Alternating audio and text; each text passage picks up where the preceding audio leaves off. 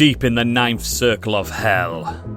You'll have to spend eternity watching people eat cereal. Ladies, gentlemen, and variations thereupon, this is Modern Escapism.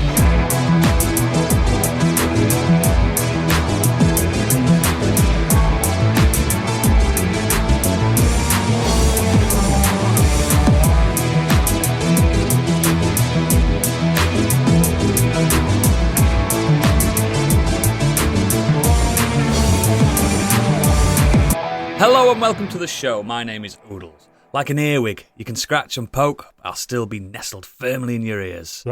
Joining me today, some call her a gimmick, others call her the voice of reason. We call her Candy. Hello. Hello. And he's vowed to better himself this year.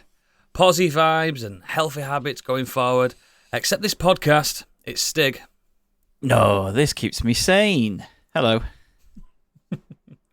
And way down deep in the middle of the Congo, a hippo took a guava and a mango. He stuck it in the others and he danced it in tango. The rhino said, I know, we'll call him Gadget. A mongo to drink it in the Congo.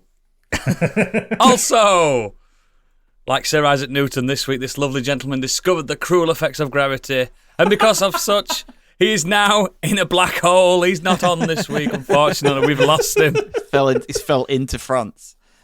Yeah, he's fell into France. He's hurtling into... He's gone past the event horizon. He's lost. So it's a Biggie free week. How's everyone else doing? I'm good, apart from I've pulled my groin. Oh. Fuck's sake. How'd you manage that? Bettering himself. Healthy habits, he says. Shaggy, how do you think he's done it? By running the 100 metres. I told you Oh, that you went to... exercise Oh, no, is it's bad not for you. sports day, is it? How far do you stretch your legs out to hit your groin? Well, there's a track around one of the sports fields where I live, and I was like, I'm going to see how fast I can run the 100 metres. Didn't stretch good enough, did I? And I got hit up the 60 metre mark, and I felt it go, and I was like, I'm not giving in, so I carried on. Do you know what's hilarious about this whole thing, right? We know Steve put his phone down to film himself do it. I didn't film and it. He's not releasing this video now because of the injury. I actually didn't film it. Definitely on his phone. Oh man, I could have 100%. Could have put the Chariots of Fire music on that. I wish I'd thought of that. How fast was it, though? 13.53. Oh, that's pretty quick. That's good. That's If anyone on this planet groin. ever caught me exercising, rest assured I would have filmed it myself. When I'm can do better, I will stretch more and I will work on it and I will beat that time. Tell you what, I'll do it and I'll film it in slow-mo and I'll put it on OnlyFans and we'll make loads of money. And how long will it take you to recover from the black eyes? Oh, well, that's another question. That's why I don't run that much because I don't want me knob hitting my knees. You could do the three-legged race pretty well, though. Yeah, I can. I'm gifted. Do you know what I'm worried about, guys? I'm really worried. What? The fact that the only man that can tell us the news is in a black hole hurtling into deepest, darkest space. Is there any way we can reach him over there? Or has he left a message for someone else to read out Biggie's breaking news? You may already know, but he doesn't, because it's time for Biggie's Breaking News. I heard there was some secret news about the actor Terry Crews, but you don't want to hear about that, do ya? No, Instead, we have gaming news, film trailers, and TV previews because it's time for Biggie's Breaking News. Biggie's Breaking News. Biggie's Breaking News. Biggie's Breaking News. Biggie's Breaking News. Stunning. It was, Bravo. wasn't it? Oh, I thought we were going for a second. I know he breathed in, then I thought he's going to do fucking the full thing. No, I just Do ran we out. have any Zack Snyder news? Is that related? I ran out of breath. We do have Zack Snyder Yes. news. We'll start with that if you want. Yeah, man. Seems appropriate. No, because that's in TV and film. Damn it. We'll start with gaming as usual. Square Enix sales drop year on year despite release of Final Fantasy VII Rebirth. Sales of Square Enix games have dropped compared to last year despite the high-profile release of Final Fantasy VII Rebirth. According to its latest earning report, the company's overall net sales dropped by 18.4% year on year for the most recent quarter. This is driven in part due to the decline in sales of new games. By comparison, the same quarter in 2023 saw the release of Final Fantasy XVI and Final Fantasy Pixel remasters. However, the company has still turned a profit with its games this year on lower development costs, amortization, and advertising expenses. Its MMO subgenre saw a rise in sales and profits compared to last year. Yeah, I mean, that's what's keeping the company alive, basically, at this point, isn't it? Yeah, Final Fantasy 14, literally. Yeah, you know what that means. Part 3 is going to be shite. If you ever get it. Yeah. I mean, the thing is, Final Fantasy 14 is like a 10-year-old game at this point, isn't it? Something stupid like that. I don't really care. I just hope we get Dragon Quest 12 before they go under. That's all I care about. I'm worried about. I was like, I finally fell into this franchise. Yeah. And 11 games the thing is, if you look over the kind of the last year of games that they've released, if you look over like the last year's worth of games they've released, like Final Fantasy 16 was last June, then and it's only been a candidate like that. Yeah, then Dragon Quest: The Adventures of Dai, which I don't think came out in this country. It was all right. Star Ocean: The Second Story R remake. Foam Stars. I liked it. Only person on planet that liked that. Final Fantasy VII Ever Crisis. I like that as well. They finally released Dragon Quest Builders on Windows, like several years after it came out. They need to bring it on fucking Mac. Final Fantasy VII Rebirth, which was a big hit. Final Fantasy XIV Realm Reborn, which again, big hit. And then after that, Saga Emerald Beyond, Octopath Traveler 2 on the Xbox. Yeah. And then Visions of Mana is the next game. Like, they haven't released much this year in the last 12 months. They've got some stuff. They've got some. Well, the only thing they've got coming really is Visions of Mana at the end of August, and then the Dragon Quest 3 2D HD 2D remake in November. Yeah, that'll sell bucket loads in Japan, and like I'll buy it on every console I own. But it's not going to be a big hit in the Western world, though, is it? No, it is not at all. And even Visions of Mana, that's niche as fuck. Yeah, it's nice though. So I mean, I'll buy. It's a company I love, but now all I care about is, am I going to get Dragon Quest 12? That's it. Do you know? Get what I mean? Are you going to buy it, or are you ever getting it? Am I ever going to get it? Are we ever going to see it? It's been in development for a long time. Or if they do release it, is it going to be like a true full version, or is it going to be is it what they wanted? Yeah, they just had to get it out there. There's also their mobile games as well, which aren't getting as much in the way of sales because they're persistently shite gacha games like that Final Fantasy Ever Crisis. That was good. It wasn't until it asked me for money. And then it got uninstalled. Yeah, the monetization is so predatory in their games. So I uninstall all these games after the first few hours when as soon as they start asking you to pay for them. Yeah, I'm like, see you later. It was a lovely demo. I did actually play Visions of Mana demo recently, and it's definitely for me. It's not gonna win over non-believers or anything like that. But yeah, it's a nice chunky action RPG. More in the vein of Final Fantasy 16 than anything else. They're trying different things, though, aren't they? Especially with Final Fantasy. They tried that Stranger of Paradise, didn't they? And that was a bit which of a I departure. liked. But it didn't sell but it well. wasn't a big hit, though, was it? It just didn't quite... Which people didn't even realise it's a remake of Final Fantasy 1. I just don't... I guess it just... The West has their own RPGs now. We don't have to rely on Japanese RPGs. Or they're just not advertising to properly over here, because they do great in Japan. Yeah, for me, when it comes to like action role playing games now, I'm looking. When it comes to Japan, I look towards From Software and people like that instead. Capcom, like I'm kind of over the turn based in a way. I do like my strategy turn based ones. I'm still a big fan of that, and I hope this new Dragon Quest 12 has an option where it doesn't have to be fully turn-based. I do like my moments of turn-based, when I'm being lazy, and I don't want to use any reflexes, but I think Final Fantasy VII Rebirth, it convinced me that that's the way forward for that genre.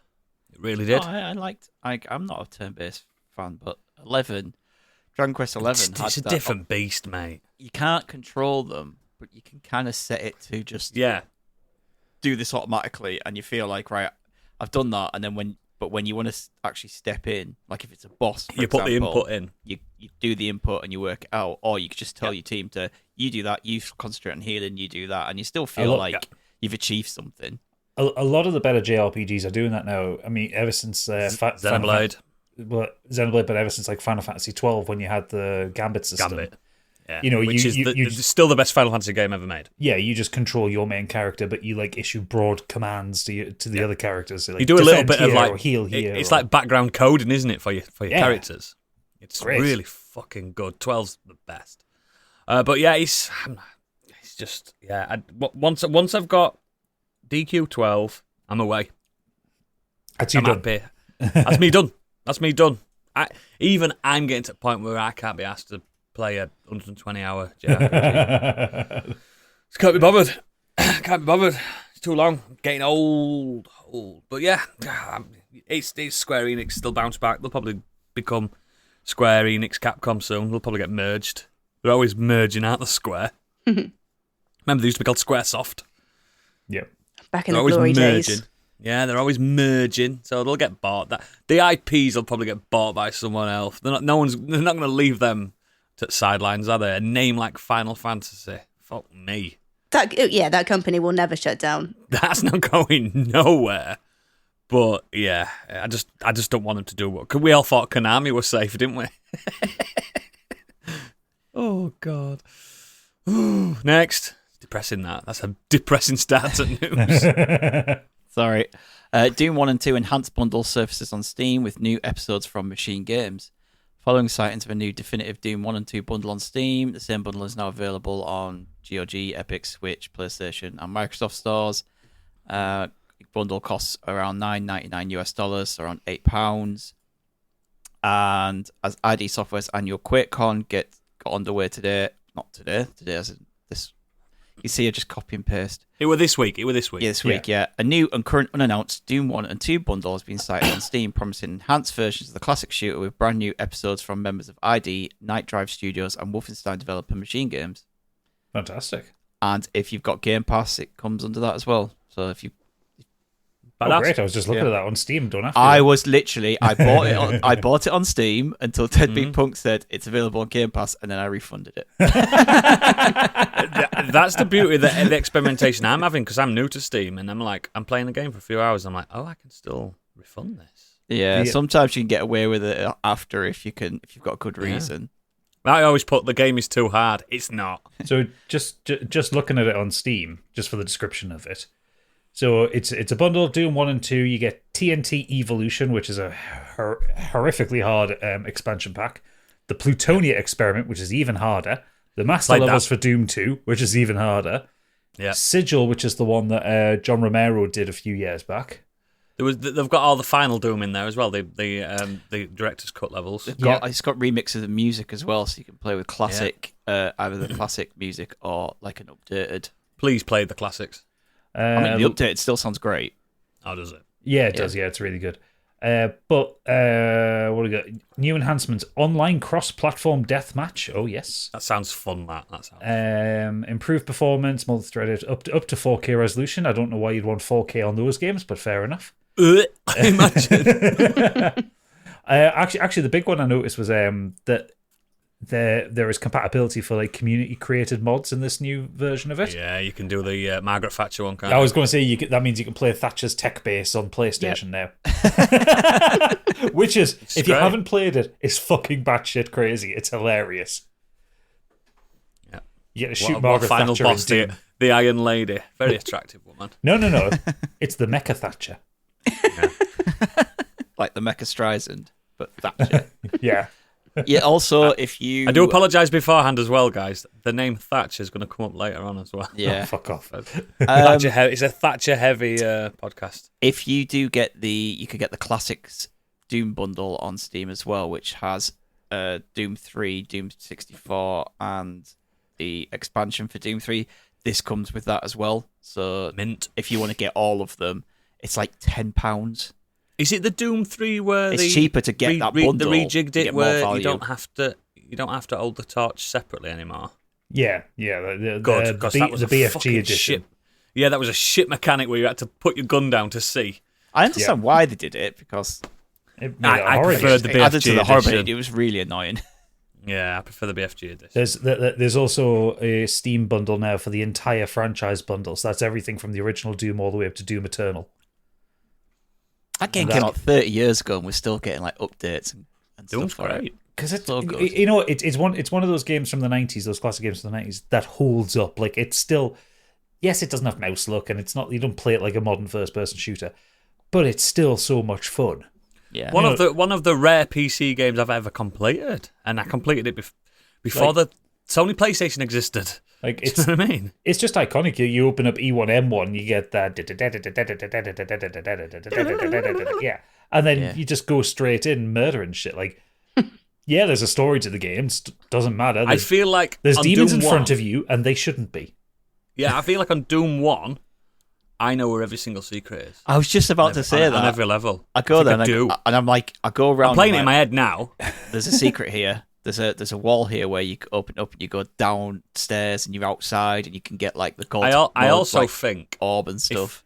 If you sent me a screenshot of a wall in that game, I'd know which level it was. We had that on Guess the Game last week or something like that. It was like Doom 2 and just like so many people were just getting it from the wall texture. Yeah, I think I could do. I think that as I don't like to call it a first person shooter because I'm not less said about that the better. But I think for an action game, I think it's one of the most played action games I've ever played in my life. You can't even look up and down, can you? No. I would also recommend playing Doom 64. I picked that up when Doom Eternal came out. It's a real underrated gem of a game. It's fucking good.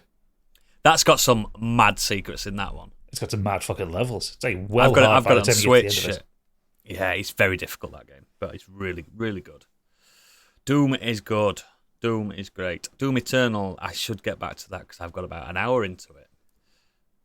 People tell me it's really good. I'm going to try it again. I know, I really should. I probably got about six hours into it, and I'll just start from scratch, mate. I don't give a fuck. Play it on PC. Keyboard and mouse is much better than controller. That's probably it. I already own it on PlayStation 5, so I'm going to stick with that. Next, sorry. Max Payne 1 and 2 remakes enter full production. Control 2 features in playable form. Yes. Yeah, boy. Remedy Entertainment has released... Full on Remedy, yeah? Yeah, its latest half-year financial report detailing progress on some of its anticipated titles, with its Max Payne 1 and 2 remake confirmed to have entered full production, while important Control 2 features are now in playable form. Absolutely. I'm saying this now, and probably everyone else is saying it. In one of those games, on the radio, we're going to hear Champion of Light in the background. Yeah, Herald of Darkness. Herald of Darkness, that one. That's the one. We're going to hear that. No. It's going to be the Night Springs theme tune. That fucking techno pop bop that it is. I never played any of the Max Paynes. Fuck me. I know. So good. This was before my Remedy era, you see. I get to catch up on them now. They're well dated now, so yeah. Even when Rockstar bought it and they did Max Payne 3, still so good. Max Payne 3 is so underrated. It's worth going through on YouTube and just watching like all the cutscenes from Max Payne 1 because the dialogue's fucking hilarious. So funny. But then also you get a very young Sam Lake as Max himself. With a Lego brick for a head. His face literally like squashed up, like he's squashed it against some glass. He's like, when I take these painkillers, it's as if the Valkyries themselves are lifting me above the ground. Oh, fucking! Here's time for Max Payne quotes because lots of crying babies in his dream. Yeah, following bloodlines and stuff. Yeah, what's it? Family. That was so good. I remember bullet time in that, just diving around, slowing it down, and brilliant. In the land of the blind, the one-eyed man is king. know about angels, but it's fear that gives men wings. Like, the fucking dialogue is so shite. Shall we all get a Max Payne quote tattoo? Up for it. Definitely. I mean, I would I'll do it. literally get a Max Payne tattoo. Yeah, I'd probably get him when he's holding Mona Sachs on the second one. Love that. I'd rather his When face squashed up. Yeah, face. On your thumb. Oh yeah. IMDb's got my favourite quote from Vinny Gogniti. You can't kill me in cold blood, Max. You keep telling yourself that. Yes. He's so fucking cool. No, yeah, Max Payne 1 especially has aged really badly to play. Two's a bit better. There are a couple of levels in it which are like dream sequences, which are fucking awful. They are literally the worst things I've ever played. You can fall off the blood, can't you? You can literally fall off the blood.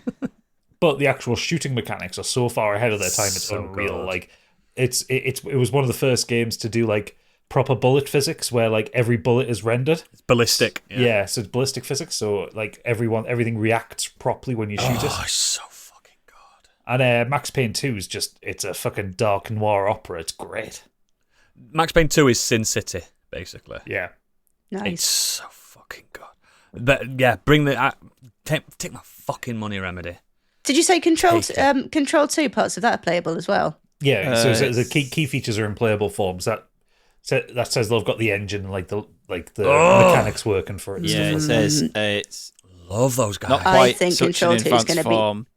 I think Right it's now going to it's be in fantastic. Sorry, it's saying right now it's in production readiness, and the term is said to have reached a key milestone in developing a build of the game, showcasing several important features in playable form. I can't wait. Oh, I hope we get to play as. No, I'm not even going to spoil it because not everyone's finished Control. But yes, I can't wait. Next. That's it for gaming this week. On to film and TV. John Wick sequel series, The High Table is in works. Chad Stahelski will direct the pilot. It's set right after the events of John Wick 4. Keanu Reeves will not star, but is hands-on producing, and it will include characters from the John Wick series. All right. Has anyone seen the spin-off? Because I didn't watch that. The Continental. Didn't know there was one. I haven't seen the films. Yeah. Ballerina is still meant to come out soon. That apparently shot in finished in 2022. It's a spin-off with Anna de Armas. There's Ballerina Assassins, but no one has any idea of when it's coming out. TV's good these days, isn't it? So if it's linking it to a well-known franchise, it'll have money pumped into it at least. Sure. Yeah, I mean, it's a franchise I've not got much love for. I really liked the first John Wick. I've seen them all now. First and second one I really liked, and then third. Actually, I like third, fourth just too long. I just felt so drained. I watched it in three sittings, and I never do that. Yeah. Next, Hulk Hogan's Killer Gawker film is in active development with Matt Damon and Ben Affleck's Artist Equity. A film about Hulk Hogan's infamous legal battle against Gawker is officially in the works. Artist Equity, Matt Damon and Ben Affleck's production banner has acquired the screenplay written by Charles Randolph, based on Ryan Holiday's book Conspiracy, Peter Thiel, Hulk Hogan, Gawker, and the Autonomy of Intrigue. Brother. Gus Van Sant, who is set to direct.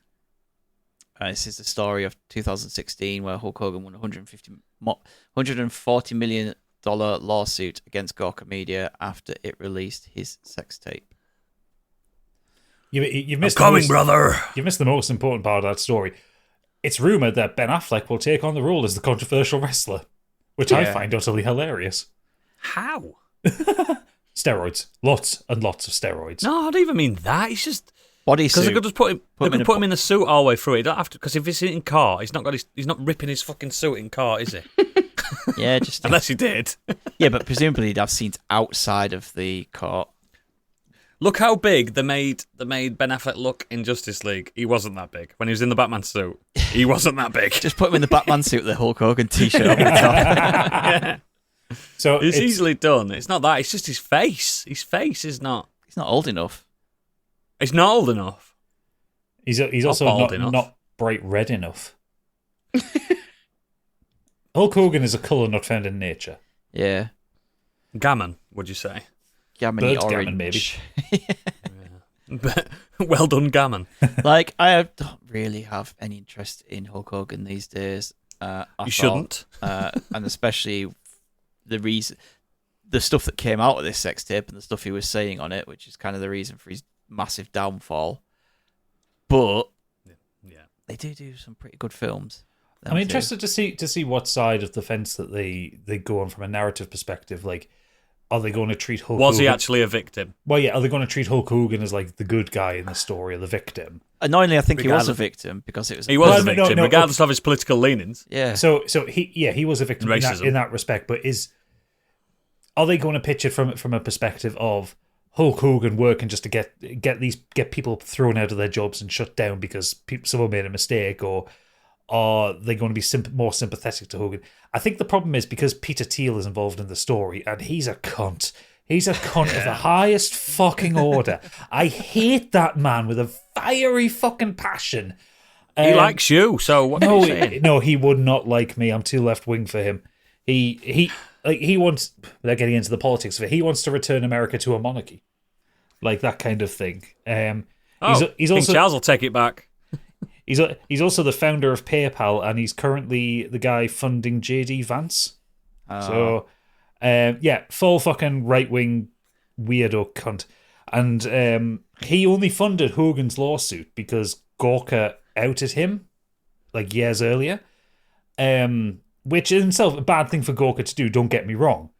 But I just really hate Peter Thiel, and I don't want to watch anything that casts him in a sympathetic light. Disclaimer, the views of Gadget 8-Bit are not the views of Modern Escapism Inc. I am the editor. The views of Gadget are the views of Modern Escapism every single fucking time. He also used our quota of C-bombs up in one sentence. We owe Ofcom so much money after this. He deserves it. Ugh. Can I call him one? You can't. I've used up the quota, so you can. Fuck. So you can say it, but I'll have to bleep it. Yeah, you'll have to wait. He is You'll have to wait till third quarter. Shit. That's definitely got bleeped out, hasn't it? It has. Shit. Next. On to the story we're going to lead with. Zack Snyder. Zack Snyder. Biggie's back. Biggie's back. Zack Snyder's Army of the Dead universe reportedly scrapped by Netflix. Director Zack Snyder has been talked about wanting to jump back into his Army of the Dead universe to make a new movie, but it doesn't look like he's going to get that opportunity as Netflix has reportedly scrapped the franchise. Universe, he did one film. Well, he did a prequel, didn't he? Yeah. Did he? Yeah, he wanted to do sequels and spin-offs and an anime, and like he wanted it to become a whole fucking franchise rather than just this one-off film. Why is he so obsessed with franchises, him? Money. Of course it's money. Well, don't forget, Rebel Moon's going to be about 14 parts, isn't it? The first part is 3 parts. The second part is 3 parts. Stig can't wait for part 3. Might have to. Has part 2 come out? Yeah, apparently. Part 1 and part 2 came out in their short forms, and now they're both available in their long. Which Stig has watched. I have not watched. I refuse to watch them. But you will watch part 3. But I just fucking hate the fact that they did that, and Netflix allowed them to do that. It doesn't make any sense. But It just because turns people off the film completely. Because he claims he'll have had great success with Zack Snyder's Justice League, turning a 2-hour boring film into a 4-hour boring film. Well, no, it was a lot better. It's not that bad, mate. No. It was functionally a better film. It was still boring as fuck. That was the problem. I don't know. I think it was quite a vast improvement over the original. Made me want to see a Not sequel. that vast, I wouldn't say. He turned a 4 out of 5 into a 5 out of 5. He turned a 1 out of 5 to a 5 3 out of 5. That's a bit about as far as I'll go. That was a success in anyone's books. Let's not forget the Flash film came out. Woo! That's worse. Remember when they were talking that up as being a really great film? Even Stephen King came out and said it was one of the best comic book films he's Stephen seen. King hasn't had cocaine in decades. He must he not doesn't seen know. many. Stephen King hasn't done anything good in decades. Yeah. The last comic book doesn't film you know. probably watched was Catwoman. Yeah. And he liked it. Yeah, if that's his response to The Flash. Flash is so bad. Next, episodes of Netflix anime shows including Arcane, Terminator Zero, leak online. You know, when you say arcane, it sounds like you're saying your cousin. It's arcane. Media localization services provided Luno says it is actively investigating the incident. Footage and clips from several unreleased Netflix anime shows, including some full episodes, have leaked online after hackers stole the content from one of the company's post-production partners. These include Arcane Season 2 and Terminator Zero. In addition to Arcane and Terminator, content from other titles has appeared on X and 4chan, according to IGN, which first reported the leaks. Those include Dan Dadan, Ramnut, Heartstopper Season 3, Gentry Chow versus the Underworld, and films Plankton the Movie and Spellbound. You lurk in 4chan, Candy. Have you seen it? I have not. I'm actively trying to avoid any kind of arcane chat now. Yeah. Well, you don't have to wait too long because Arcane returns in this November. Yeah. Long enough to see a spoiler, though. Yeah, it is. Although they've said Arcane returns for its final season, so they're only giving us 2 seasons. Well, unfortunately, I've seen the leaks, and John Arcane dies. Oh, fucking hell. I was I trying to wanted avoid at least that. 3 or 4. Like, I didn't want it to go on forever, but I think what they mean, they're doing 2 seasons in this, focusing around these two, like the 2 main characters. I think there's going to be more. I don't know if it's going to be called Arcane, but there's going to be more anime based on League of Legends. Is it League of Legends Arcane? Yes. What? League of that's Legends. surprisingly like. Jinx is one of the primary characters. I didn't know that. You get. I think she's one of the primary characters you get for free in League of Legends. Mate, do you think I was paying attention when I played it 3 times? But yeah, I mean, I'd be quite happy if they because they left the story off on kind of a cliffhanger at the end of season 1. Oh, I do need to rewatch it. It's been a while. I'd be quite happy for them to resolve this story and then it end on a high. Like I would like 3 or 4 seasons, but if they do 2 excellent seasons, I'm happy with that. Oh, give me that something in that animation and in that style and in their that animations writing. are so fucking gorgeous.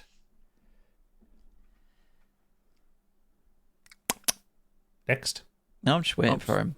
Sorry, mate. Next, do you know what? I was mesmerised. You know, on Audacity, the green bar. Yeah. I was just watching it.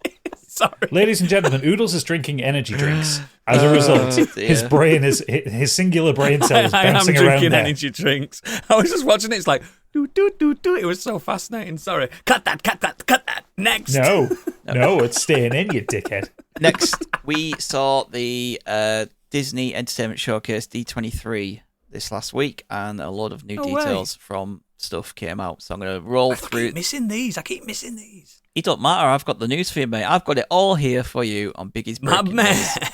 Stop me if there's anything that takes your fancy. New Moana 2 trailer, which gives some more details about what threats and stuff they should be facing. The Rock has partnered with Disney for a monster truck project. What the fuck? Is he going to be like punching the trucks or something? Or? I don't know, but he's going to be driving monster trucks, isn't he? That's what it is. Oh, sweet. That's candy sorted. The fucked up thing is, though, I've been inside a monster truck in Skegness, of all places. I wasn't driving. I can't drive. I was just in like the makeshift passenger seat. We weren't going over other cars or like that. But even I was too big for that monster truck cabin. The Rock will be monstrous inside a monster truck. Hey, it won't fit. I've seen Hulk Hogan versus the Big Show in monster trucks on WCW. That's true. If Big Show can get in. That's true. Yeah. Is it The Simpsons where they're like, monster trucks, monster trucks, monster trucks? Yeah. Monorail. There's a thing of where they go to see monster trucks. They just go, monster trucks, and that's all I think it's fun of. to watch. And I like watching yeah, monster truck. I think it's the gag they're watching the TV is the advert for it, and everyone goes, yay, and Marge goes, yay. I liked it. When I went to see it in Skegness, it was fun. I'd love to go see monster trucks. It was good. They got BFG come over from America. We'll do a ME meet up around some next monster truck meet. Yeah, I like it. That was the last time I had a hot dog, by the way. Avatar 3 has its official title, Avatar Fire and Ash.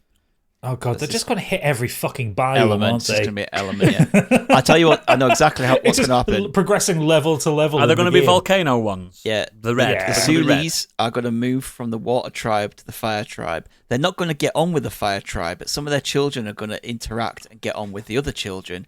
And then eventually they're all going to come together to fight the biggest threat. Man, is there going to be a again. giant lava creature that they befriend by the end? I don't know. It's just more of the same. There was a big water creature on the last one that they all befriended at the end.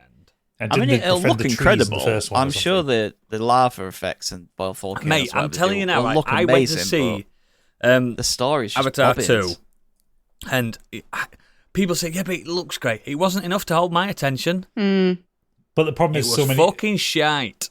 I think what helped the first Avatar, because the first Avatar is like a fucking 5 out of 10 story, but 10 out of 10 CGI. Oh, it's groundbreaking. Nothing looked like CGI at the time. Nothing looked like that when it came out. Yeah. Now, when Avatar 2 came out, everything fucking looked like that. CGI has gotten so good and cheap to do. The water in Avatar 2 is the water incredible. did look good. I'll My give it mate that. described, because I went to see it with my mate. My mate described Avatar 2 as like, yeah, it's like shagging a 10 out of 10. Like, amazing to look at. No characteristics. No. I was like, yeah, man, been there, done that. Didn't need to be 3 hours long. Did not need to be 3 hours long. Just laid there. I won't go to the cinema to see this unless Kate's still working at the cinema, because then it's free. Yeah. Not paid to see it again. Yeah, but 3 hours of your time's not free. Yeah, but I do it for the pod sometimes, don't I? Yeah, but I like to see everything that I can. That I'm big into films. I just feel bad for Take you the kids, for your it'll send them precious to sleep. time. Yeah, I want to see things to form an opinion first. But based on the last two, it'll be a bang average 3 out of 5 again. Anyway, on to the next one. Zootopia 2 clips have come to reveal new cast members. Ki-Hoo Kwan is joining the cast. Frozen 3 revealed the first look and concept art. We are getting Frozen, Hercules, and Greatest Showman stage adaptations. I did see the clip of the Muses doing Zero to Hero on stage, which I thought was really the good. gladiators. Hercules. I actually said to Kate today, I was like, I'm surprised the Greatest Showman hasn't been done as a I stage thought adaptation it yet. would have been. And then she I said, thought it was based on a stage show. She said, no, I've seen news this week that it is, and here it is. This first I'd time go see I've him. seen it. I like a stage I'm show. going to anyway, go so. see Greatest Showman. Big Yeah. time. I think Greatest Showman's got a really good soundtrack to it. I'm not that bothered about the film. I've seen the film, fine, but I think the soundtrack overtakes the film, if you get me. Yeah, and on The stage, songs are way better. the dancing and the production and the songs will Yeah, be yeah. really good. We had a first look at live-action Stitch from the upcoming Lilo and Stitch movie. We had a Snow White trailer. They have a live action Stitch. Have they found an alien? No, it's just a CGI Stitch. It looks pretty good. I've never seen Lilo and Stitch. Is it an alien then? I thought it was like an He's an alien. alien, yeah. He's an alien.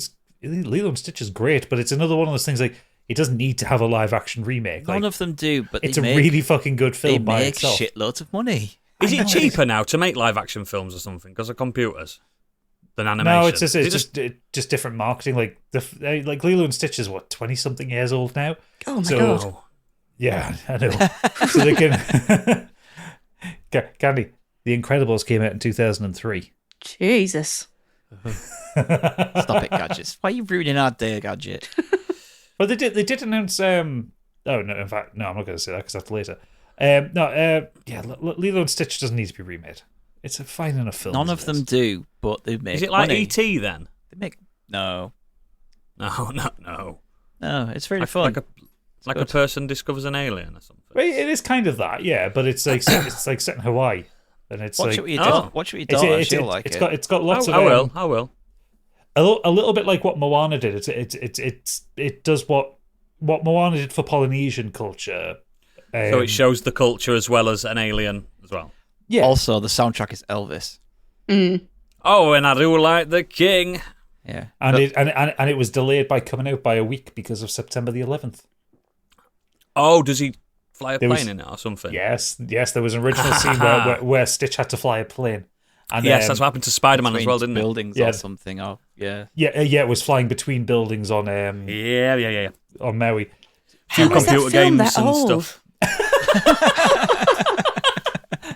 Came out last week, Candy, 'Cause don't worry. Time doesn't make sense, Candy. My god. I'm only 20. Have you got down into the fucking black hole event horizon or something? Jesus. Somebody take me there. Yeah. Speaking of live actions, we got a trailer for Snow White. First look at Rachel Ziegler, Gal Gadot, and the Seven Dwarves. Is there anyone more apt to play the evil witch as Gal Gadot without getting into the politics? Is she of it? gonna Snow White mirror mirror on the wall? Yeah. So who the fuck's better looking than her? This is the problem, right? This time She's not ugly. Yeah, like Rachel Zegler she's an attractive girl, but she's not Bonnie. But she's Gal not Gadot. not Gal Gadot, and it's the same problem as last time. Kristen Stewart she's not Charlize Theron. Yeah, exactly. That's also not the point I was making about Gal Gadot playing her, but I know what point you were making, but the point is to keep she's evil. I know that she's evil. Gorgeous women as she's the queen. not fucking ugly, is she? Yeah, and her main drive is that she's not. Who's the fairest of them all? Yeah. You. And Mira's like, I'm actually not lying. It's you. He's Northern too.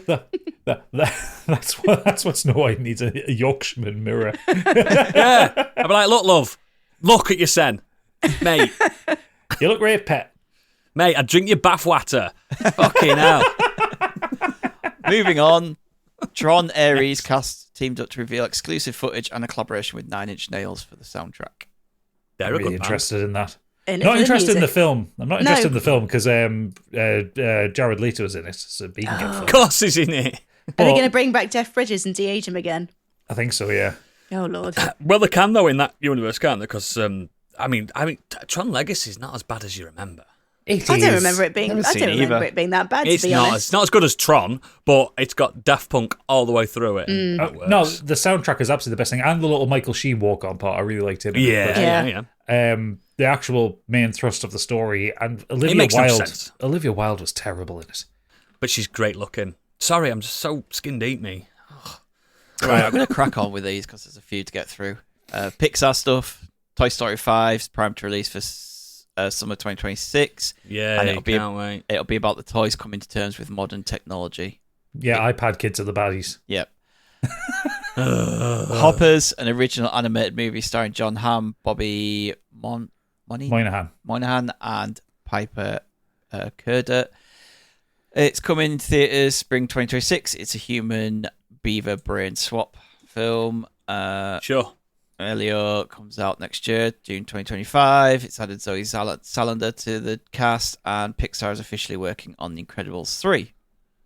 That's the big one from Pixar. Yeah, again, I didn't know there was two. You should watch Incredibles 2. It's not as good as the first, but it's a really good I didn't know film. it'd come out, mate. I like the first one. Star Wars stuff. Star Wars Skeleton Crew reveals first trailer, and December the 3rd, this Andor Season 2 footage revealed, and this one actually is not dead yet. No, this one actually looks really good. This Star Wars Lego 4-part special. It's a what-if story. Okay, I'm into that, because Lego Watch Star the trailer. Wars is great fun. It's got that same Lego humour from the films. And basically the concept is there is this lodestone, like Lego piece, which holds the whole universe together. And this guy moves it, and it just flips the whole Star Wars universe upside down. So baddies are goodies, goodies are baddies. Things never happen. What if things like Princess Leia had a Jabba the Hutt in a bikini as a slave? Genuinely, that could happen. The way they've set it up, they've got Ewoks flying the X-wings. They've got like Darth Jar Jar, all that kind of stuff. So we're finally getting Darth Jar Jar. They've just done a what if. I'd rather have it not Lego though. I'd rather have it just CGI. Oh, but the Lego's really fun. It's good. Yeah, Lego is you really watch fun. what they do with the actual like moving the blocks and stuff with it. It's good. Yeah. The first Lego film was great. We don't talk about the second one. No, first one's great. There's a second Lego. What the fuck? Batman Lego's good as well. I know there's a Lego Batman one. The Lego Batman one was actually pretty good. Ninjago one wasn't good. No. Ninjago, what the fuck? Yeah. Finally, the last thing there was Marvel stuff. They had a first look at Ironheart show, and they had more details of Daredevil Born Again, which has been released in March. Will feature White Tiger, and season 2 will be has been greenlit and starts filming soon. Still doing Ironheart? Well, yeah, it was announced ages ago. I don't know. Because modern young girls like these young girl action comics. Yeah, it's true. It's not just about sweaty middle-aged white men. Don't threaten me with a good time. She wasn't very good in Wakanda Forever, though, so I don't really. Oh, I've never heard of Ironheart, but I like the design of her. Did you not see Wakanda Forever? No, I didn't. You can just watch the first 30 minutes. All right. And turn it off. Watch the funeral scene and then that's it. Funeral scene's so fucking moving.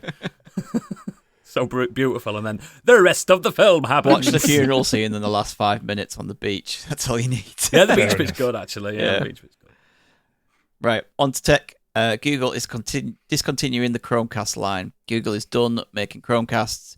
In a post on Tuesday, Google says it's ending production of Chromecasts over a decade of selling the streaming dongles. It's not like Google to abandon stuff. Well, no, they're changing it because they're now releasing Google TV. I've got that. We've already got Google TV. But yeah, so they're releasing a set-top box with that in. We've got Google TV that is a dongle. That's Chromecast. No. Don't let me go downstairs and get it. It's Google TV. I've got the box, and it's bigger than a Chromecast, and you can't just dangle out a telly. Right. You've got to plug it in. Well, they're basically replacing... Looks like Apple TV, actually.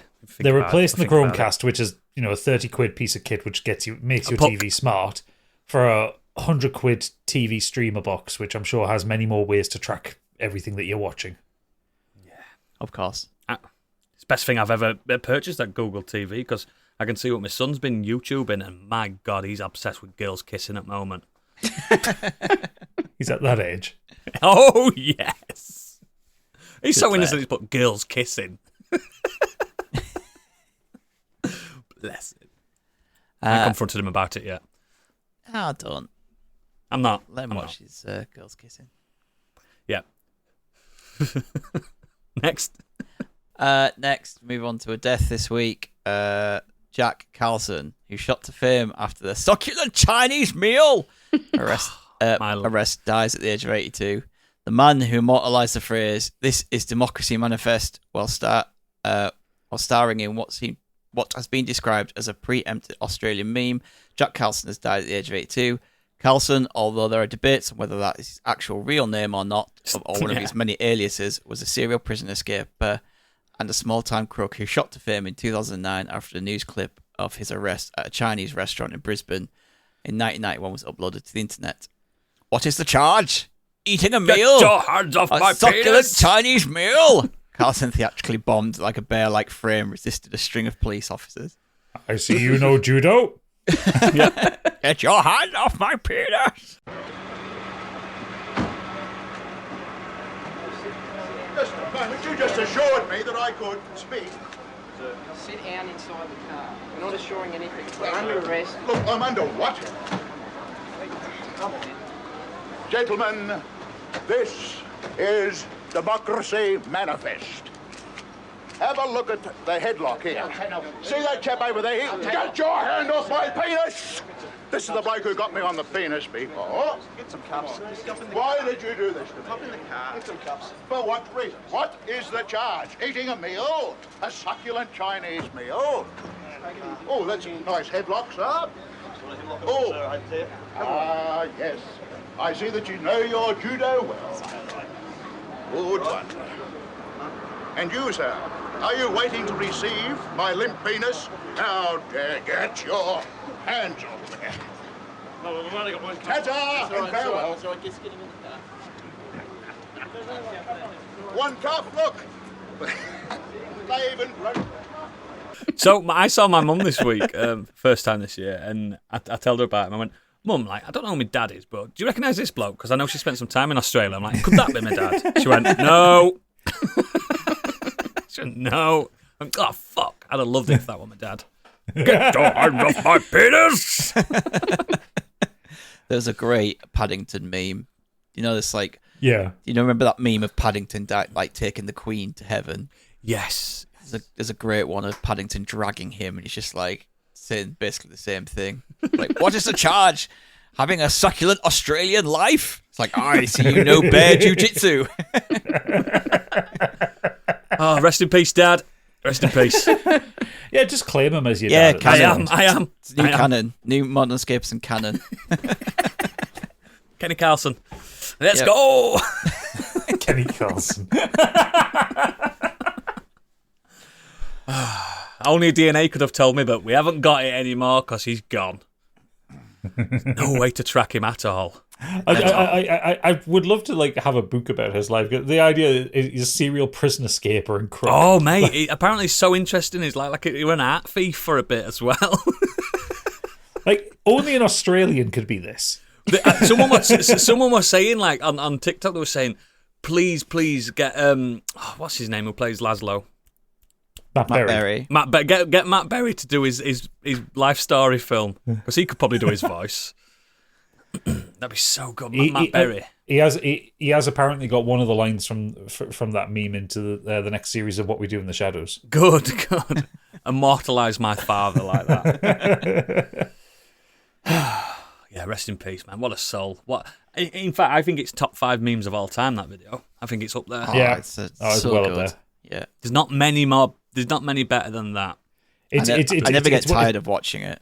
No, I watch it all the way through every time. Me and Pip quote it to each other all the time. She'll just walk through the house and go, "What is the charge?" And then we carry on doing. Mate, when we order Chinese food, this is succulent Chinese meal. While we're eating it, this is a succulent Chinese meal. All we do. That's all we do for an hour.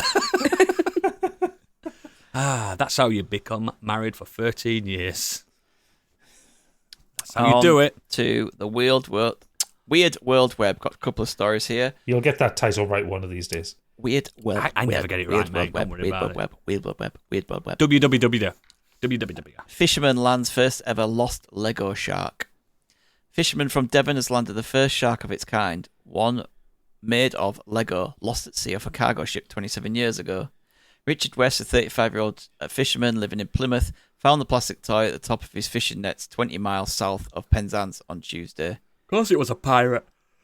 He contacted the local Lego Lost at Sea, whose founder Tracy Williams confirmed the piece to be the first ever reported shark from a 51,800 Lego sharks lost off the Tokyo Express cargo ship in 13th of February 1997. Wow. It's a mental little story, this. Yeah, it's funny that he fished a plastic shark from the sea.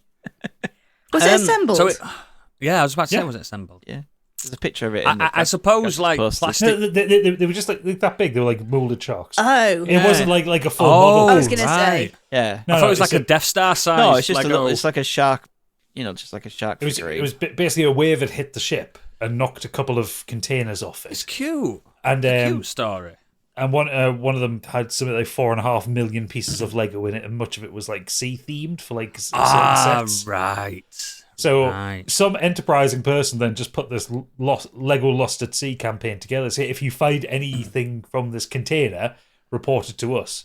And the fucked up thing is, right, Lego people are so odd. Like, I'm a Lego person. Sell. That will sell. That will sell. He said, I was excited. I was more happy about finding the shark than anything I'd caught this week. It's priceless. Yeah. It's treasure. It's genuinely treasure. Because he genuinely could sell that. I reckon he'll get 10 grand plus for that. I wonder if this is one of the microplastics people talks about. There's just a load of Lego sharks disintegrating in the English Channel. That's what they're all drinking down south. It explains Biggie. It does. Yeah, it does. Excellent. That was a good breaking news. Just because I'd been to talk about it. Australian dancer Ray Gunn is going viral for her Olympic breakdancing performance. Ray Gunn? Who's Ray Gunn? She is an 36-year-old Australian breakdancer who has gone viral for her breakdancing moves at the Olympics. Hang on, breakdancing at the Olympics? Yeah, it's new this year. It's just a one-off thing. Fuck off! How can you judge that? It's just dance competition, isn't it? Similar to gymnastics, rhythm dancing and stuff. But please, if you haven't watched it, go and watch her do it. It's fucking hilarious. Is she really bad? Yes. Yeah, she finished 16th place. Her moves quickly Out went of 16. viral. Yep. Among her most talked about moves included what some people call the kangaroo, which is fitting for the Australian national. There's one where she's just like kind of rolling her back. She looks like a dog. You know when a dog's just kind of rolling its back and flicking its feet in the air? Yes. That's what she looks like. I think my favorite one, she's lying on her side and then kind of like scissoring her whole body back and forth, so like bringing her torso to her legs. Nice. Like a fucking sideways Pac-Man. It's fucking I like insane. sound of Ray Gunn. Yeah, just go over watch. It's hilarious. Fucking Australians, man. It's been a week for them, hasn't it? really has. Right then, let's move on to what we've been up to this week. I'm going to start. Now, trigger warning, I am going to be talking about alcohol for a few minutes, if that's okay with Pete, because I'm going to review a drink. Okay. I haven't done that in a long time. As I pre-warned earlier, I'm going to be talking about the name Thatcher, or Thatchers. Ah. So this weekend, I drank 10 cans of these and another bottle of wine, but that's irrelevant. I am now obsessed with a new drink. It's called Thatcher's Blood Orange Cider. Yeah. Yeah. It's really nice. Any of you Iron tried brew. this? Oh my God. Yeah. Why didn't you tell me about this? Like, here's my review. Fluorescent, clear, orange, colour, pleasantly sweet, rich citrus smells, blood oranges, uses all natural flavourings, 3 varieties of apples used, Gala, Fuji and Braeburn. Unsurprisingly, tastes like oranges. £10 for 10 cans. It's the first cider in recent memory to achieve 15 out of 15 on UK Insider Press website. Great pun for a name, by the way. This drink is fucking phenomenal. I've never drank a cider that much, like 10 cans, and not had heartburn in my life. It's a nice cider. I've had it before. I like it. It's just like iron brew, though. It's not like We've only drinking just got it alcohol, round is it? here. We've only just got it round here. Oh, you want to come down here? Oh, and you guys probably had it 15 years ago. But like it's hot boy summer at the moment, so I'm drinking fucking ciders. And this weekend I bought a crate of it just on a whim, and I was like, oh my God! And it's 4%, so I could drink 10 and not be plastered. Because I had a bottle of wine after that. Which I'm not reviewing the wine, but fuck me, please, if you're a listener and you like alcohol, try Thatcher's Blood Orange Cider. It is fucking unreal. I've never screamed about a southern drink that much in my life. It's so nice. You like a sweet drink, though, don't you? I find cider like a really sweet drink.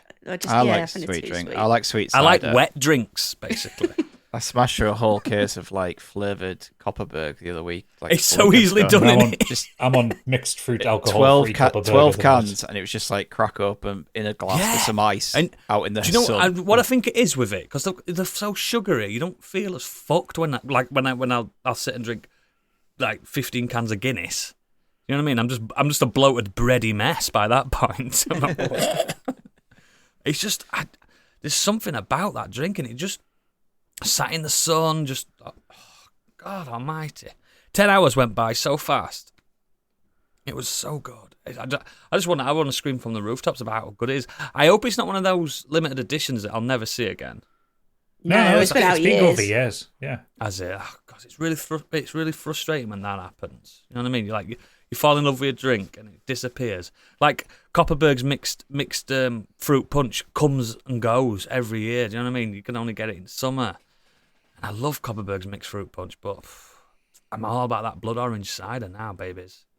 Do they do a blood orange scrumpy down your way, Candy? Not that I've seen. I'll keep an eye out for you. If I find one, I'll send it up. I'm getting into flat ciders as well. Oh, I'll get you some rough cider if you want. Taste of sheep's poo. Yeah, get him farm cider. Yeah. I'll try it, Got to mate. take your own jerry can. I'll absolutely try it. But, yeah, I just wanted to scream from the rooftops on it. It's so fucking nice. And, yeah, buy some this week, listeners. Buy some. Whew. Right, the main thing I've been doing is obvious to all, because Gadget threw it at me last week.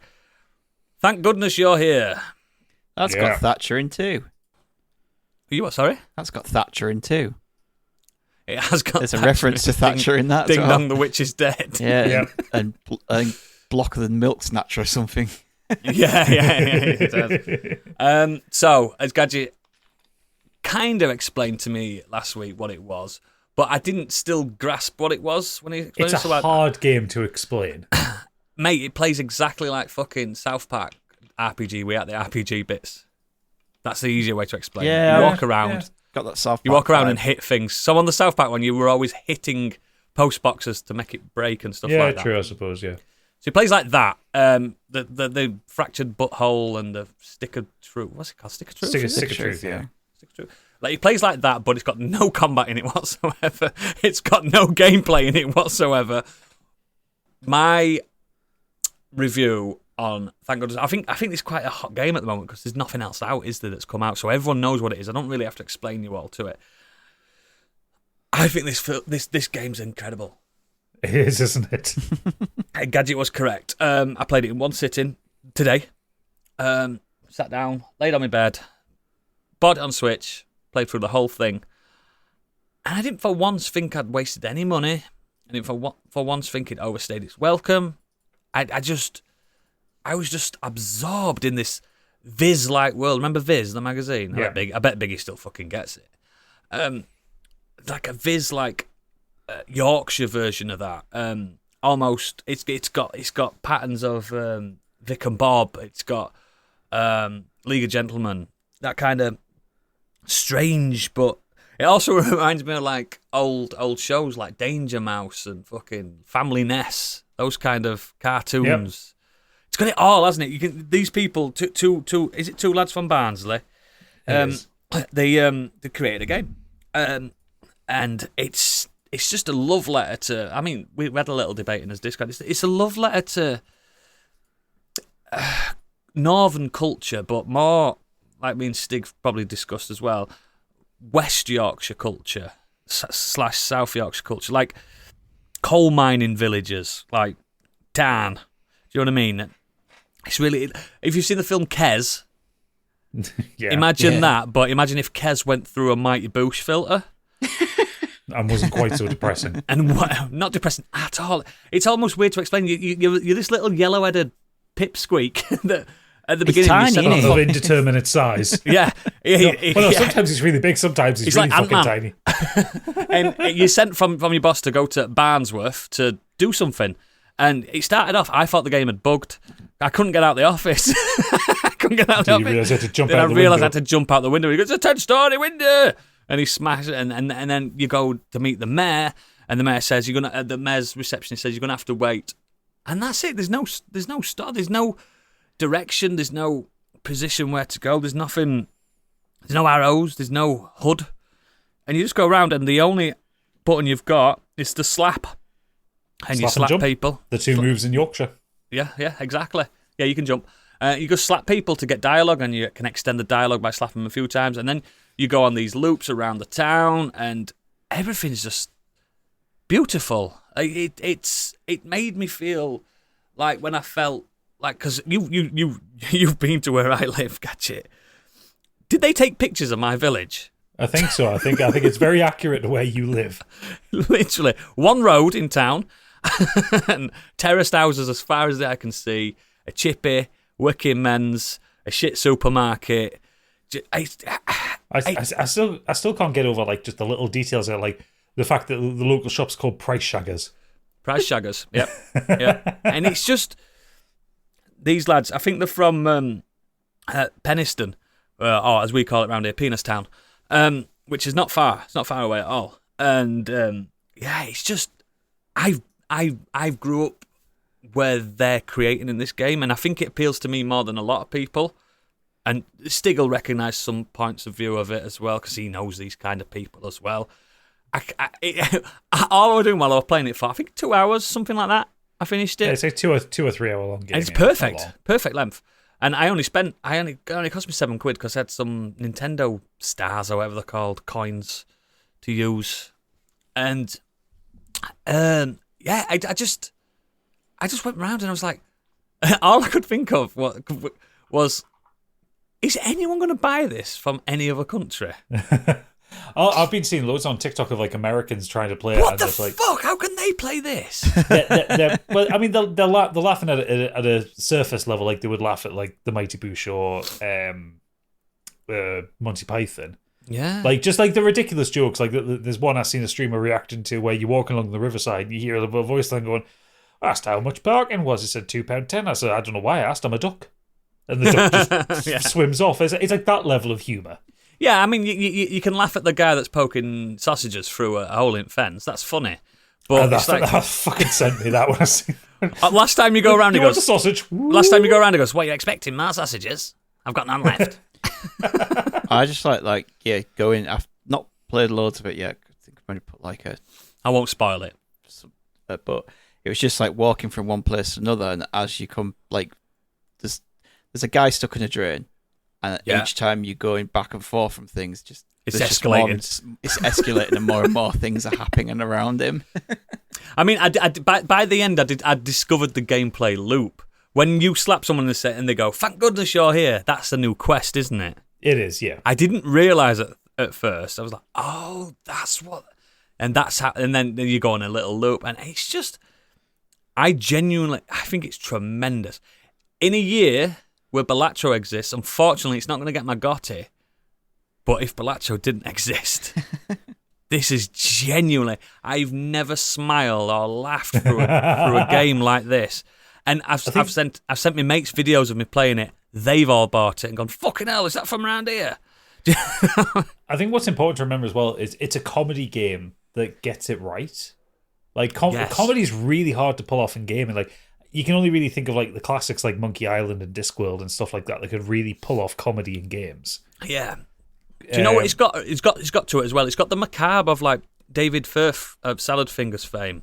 Yeah. It's got that to it as well. I mean, it's got some monstrous moments. What, like Sam's Hams? Yeah, that is monstrous. It's absolutely I was like, what the fuck's going on here? And then the finale. I'm not going to spoil the finale, but I was like, I think I'm just about to get to that. I haven't finished it yet. I was like, what the fuck? And I was just laughing and smiling, and it was perfect. And even when they're in the Working Men's pub, and your character keeps. I don't know how many times you guys jump back in sync to get sucked up through the fucking pipes, because I did it loads of times. It's so funny. And the way the little yellow-headed guy, no name, little yellow-headed guy, just changes sizes all the fucking time. But again, don't be put off by thinking, it's just a Yorkshire game. There are other peoples in this. There's a Scottish guy. Scottish bloke. There's one Londoner. Bloke. And when you touch him, he goes, "Oh, get away!" Like Londoners do. I still can't get over the locksmith talking about the television ladies. Oh God, it's so funny. And when you're walking around and in the background, you see a complete affair, a man and a woman affair throughout the whole game, and it's just that's not a story. That's just in the background if you pay attention. It's just really fucking clever, and I want to see it. I want to see these guys do more. What was this company? What was the studio called? I forgot that. Cole something or other. Yeah, Cole. It's to do with Cole, isn't it? I just like little touches, like in the main menu, the options. It's called faff. Faff. Yeah. I'm not faffing. Yeah. Cool supper. Coal supper. That's good name for a studio. Coal supper. I'm having coal for supper with some gravy. I think you could do this in different places. Like a Somerset version of this would be incredible. Yeah. Or a Mud People Norwich. one. Do you know Norwich? Yeah, the Mud People from the swamps. A Scottish version. Like I think you could do this kind of humour around the whole country. You could definitely do like a Glasgow one, couldn't you? A Welsh one, a Liverpool one. It's a niche though. The best way to describe it plays a bit like Stick of Truth, but it's a point and click without any pointing or clicking. Yeah. It's more like a prod and slap or something like that, isn't it? No, prod and slap. Yeah, it's a new genre. The new genre of gaming, prod and slap. Yeah, it's sensational. And I don't know if you guys have seen the bit with the arm yet. The arm. I'm just going to say the arm. No, not yet. It's so fucking funny. I've seen the bit with the sausage maker. Oh God! Oh, that guy when you keep landing in his fish, and it's like, "Oh, you're back again, you dirty little bleeder." Closing down the sandwich van for Smacky Bum Bum. Oh yeah. I'd probably buy it again on PlayStation if it's got trophies. I don't know if it's got trophies on it. It's got achievements on Steam. So has it got a platinum on it? Yeah, I assume so. Because fuck me, it's special. It's genuinely special, and I think it's at £13 full whack at the moment. Yeah, I don't. It's not going to cost a lot ever, really. It's the same length as a film, but it's a film that you keep forever. It's a game. You know what I mean? I think it's magic. It's a 5 out of 5, 10 out of 10.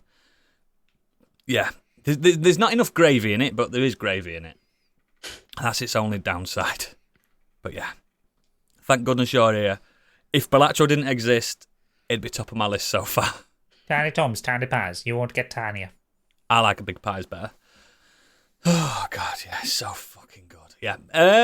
Stig, what you been up to? A couple of things, not loads, but the first one is the film that I've talked about before about being great and never reviewed it on the podcast because it came out before we started this. But we watched it again this week. Train to Busan, it's called. Oh, yes. Very yeah, good. the zombie one. A South Korean horror film. I'm just going to read you what I wrote at the time, which was back in 2017, I think, when I watched this. God, you were 15 then? Yeah. But just when you thought the zombie genre was overplayed, done and dusted, along comes a film set on a train of all things that changes everything. There's no beating around the bush on this one because this film is truly amazing. And it is. It has everything. Where did you write that then? On Letterboxd. You've been using that for that long? Yeah. Wow. It's well acted, it's gory, it's full of adrenaline, like there's some real human drama in. There's a lot of melodrama in there, but there's definitely melodrama. But it has likable characters that you can invest in. It has a little bit of humor here and there. I remember when I first watched this, there's one moment that actually moved me to tears. And the setting of the train actually really, really helps it to say, a film set on a train, that doesn't sound great, but it is because it's so confined and they managed to use the setting to their advantage. Snowpiercer's waving at you. Yeah. Yeah, but this is obviously a lot smaller than Snowpiercer. Yeah, this is of course it is, yeah. a normal commuter train. But it's everything. It is such a perfect horror film, and it was just one of those it came around a time where everything was zombies. There's so many things like coming out at the time that was to do with zombies, and this just did something different with it, and it's really worthwhile like watching if you've not seen it before. I watched it while we've done this podcast. I watched it when our Asian correspondent John Cheetham told me to watch it. Yeah. What a recommendation from him. I mean, he's always been great at recommendations, but that film just blew me away, and it was years after it came out. Still blew me. It holds the fuck up. There's a couple of spin-offs. There's a prequel called Seoul Station, which is an animated film, and Train to Busan Peninsula. They don't have what this film has. No. So if you watch this film, you think, I'd love to see more from that kind of what they're doing with that. I won't bother. Just stick with this film. It's tremendous. I think it's one of the best. Really good, mate. One of the best horror films of the last decade. Easily. And I've not seen them all, but I fucking adored it. Yeah, I loved it. So the other thing I want to talk about is a book that I've been listening to that I finished this week. It's called The Shadow of the Gods by John Gwynne. This is the first book of the Bloodsworn saga, The Shadow of the Gods, Hunger of the Gods, and The Fury of the Gods, which is set to come out later this year. And it's really fucking good. Really, really, really enjoyed this. It's set. Let me guess, is that a fantasy one? It's fantasy, but it's not like it's not wizards and kind of like Lord of the Rings. Why are you reading it then? It's Norse inspired. So it's set in this like a Norse inspired world. So it's packed with myth. It has magic, but it's like kind of Norse witch magic. Runes and stuff like that. What the books does is take kind of old folklore stories and myths and legends and kind of makes them real. Oh. So it's this big like kind of epic fantasy, and it says here it's set in a brand new Norse-inspired world packed with myth, magic, and bloody vengeance. Shadow of the Gods begins an epic new fantasy saga from best-selling author John Gwynne. After the gods waned and drove themselves to extinction, the cataclysm of their fall shattered the land of Vigrio. A new world is rising where power-hungry jarls feud and monsters stalk the woods and mountains. A world where the bones of the dead gods still hold great power for those brave or desperate enough to seek them out. So yeah, the gods are dead, but they've left their mark on this world where in a few ways. There are small creatures that resemble the gods. Called not Rivens, they're called Whites. I can't remember what they're called now, but they're basically like smaller versions of the gods. Yeah. Um, Little small mockeries of the gods. Yeah, Vaesons, spirits and monsters of Scandinavian folklore. Various types of Vaesons are mentioned, including Serptus, Tenure, and Naken. And they're either, some of them are good, some of them aren't. Some of them are kind of being trained or turned, like almost into slaves and bound to humans, and some of them are just ruthless.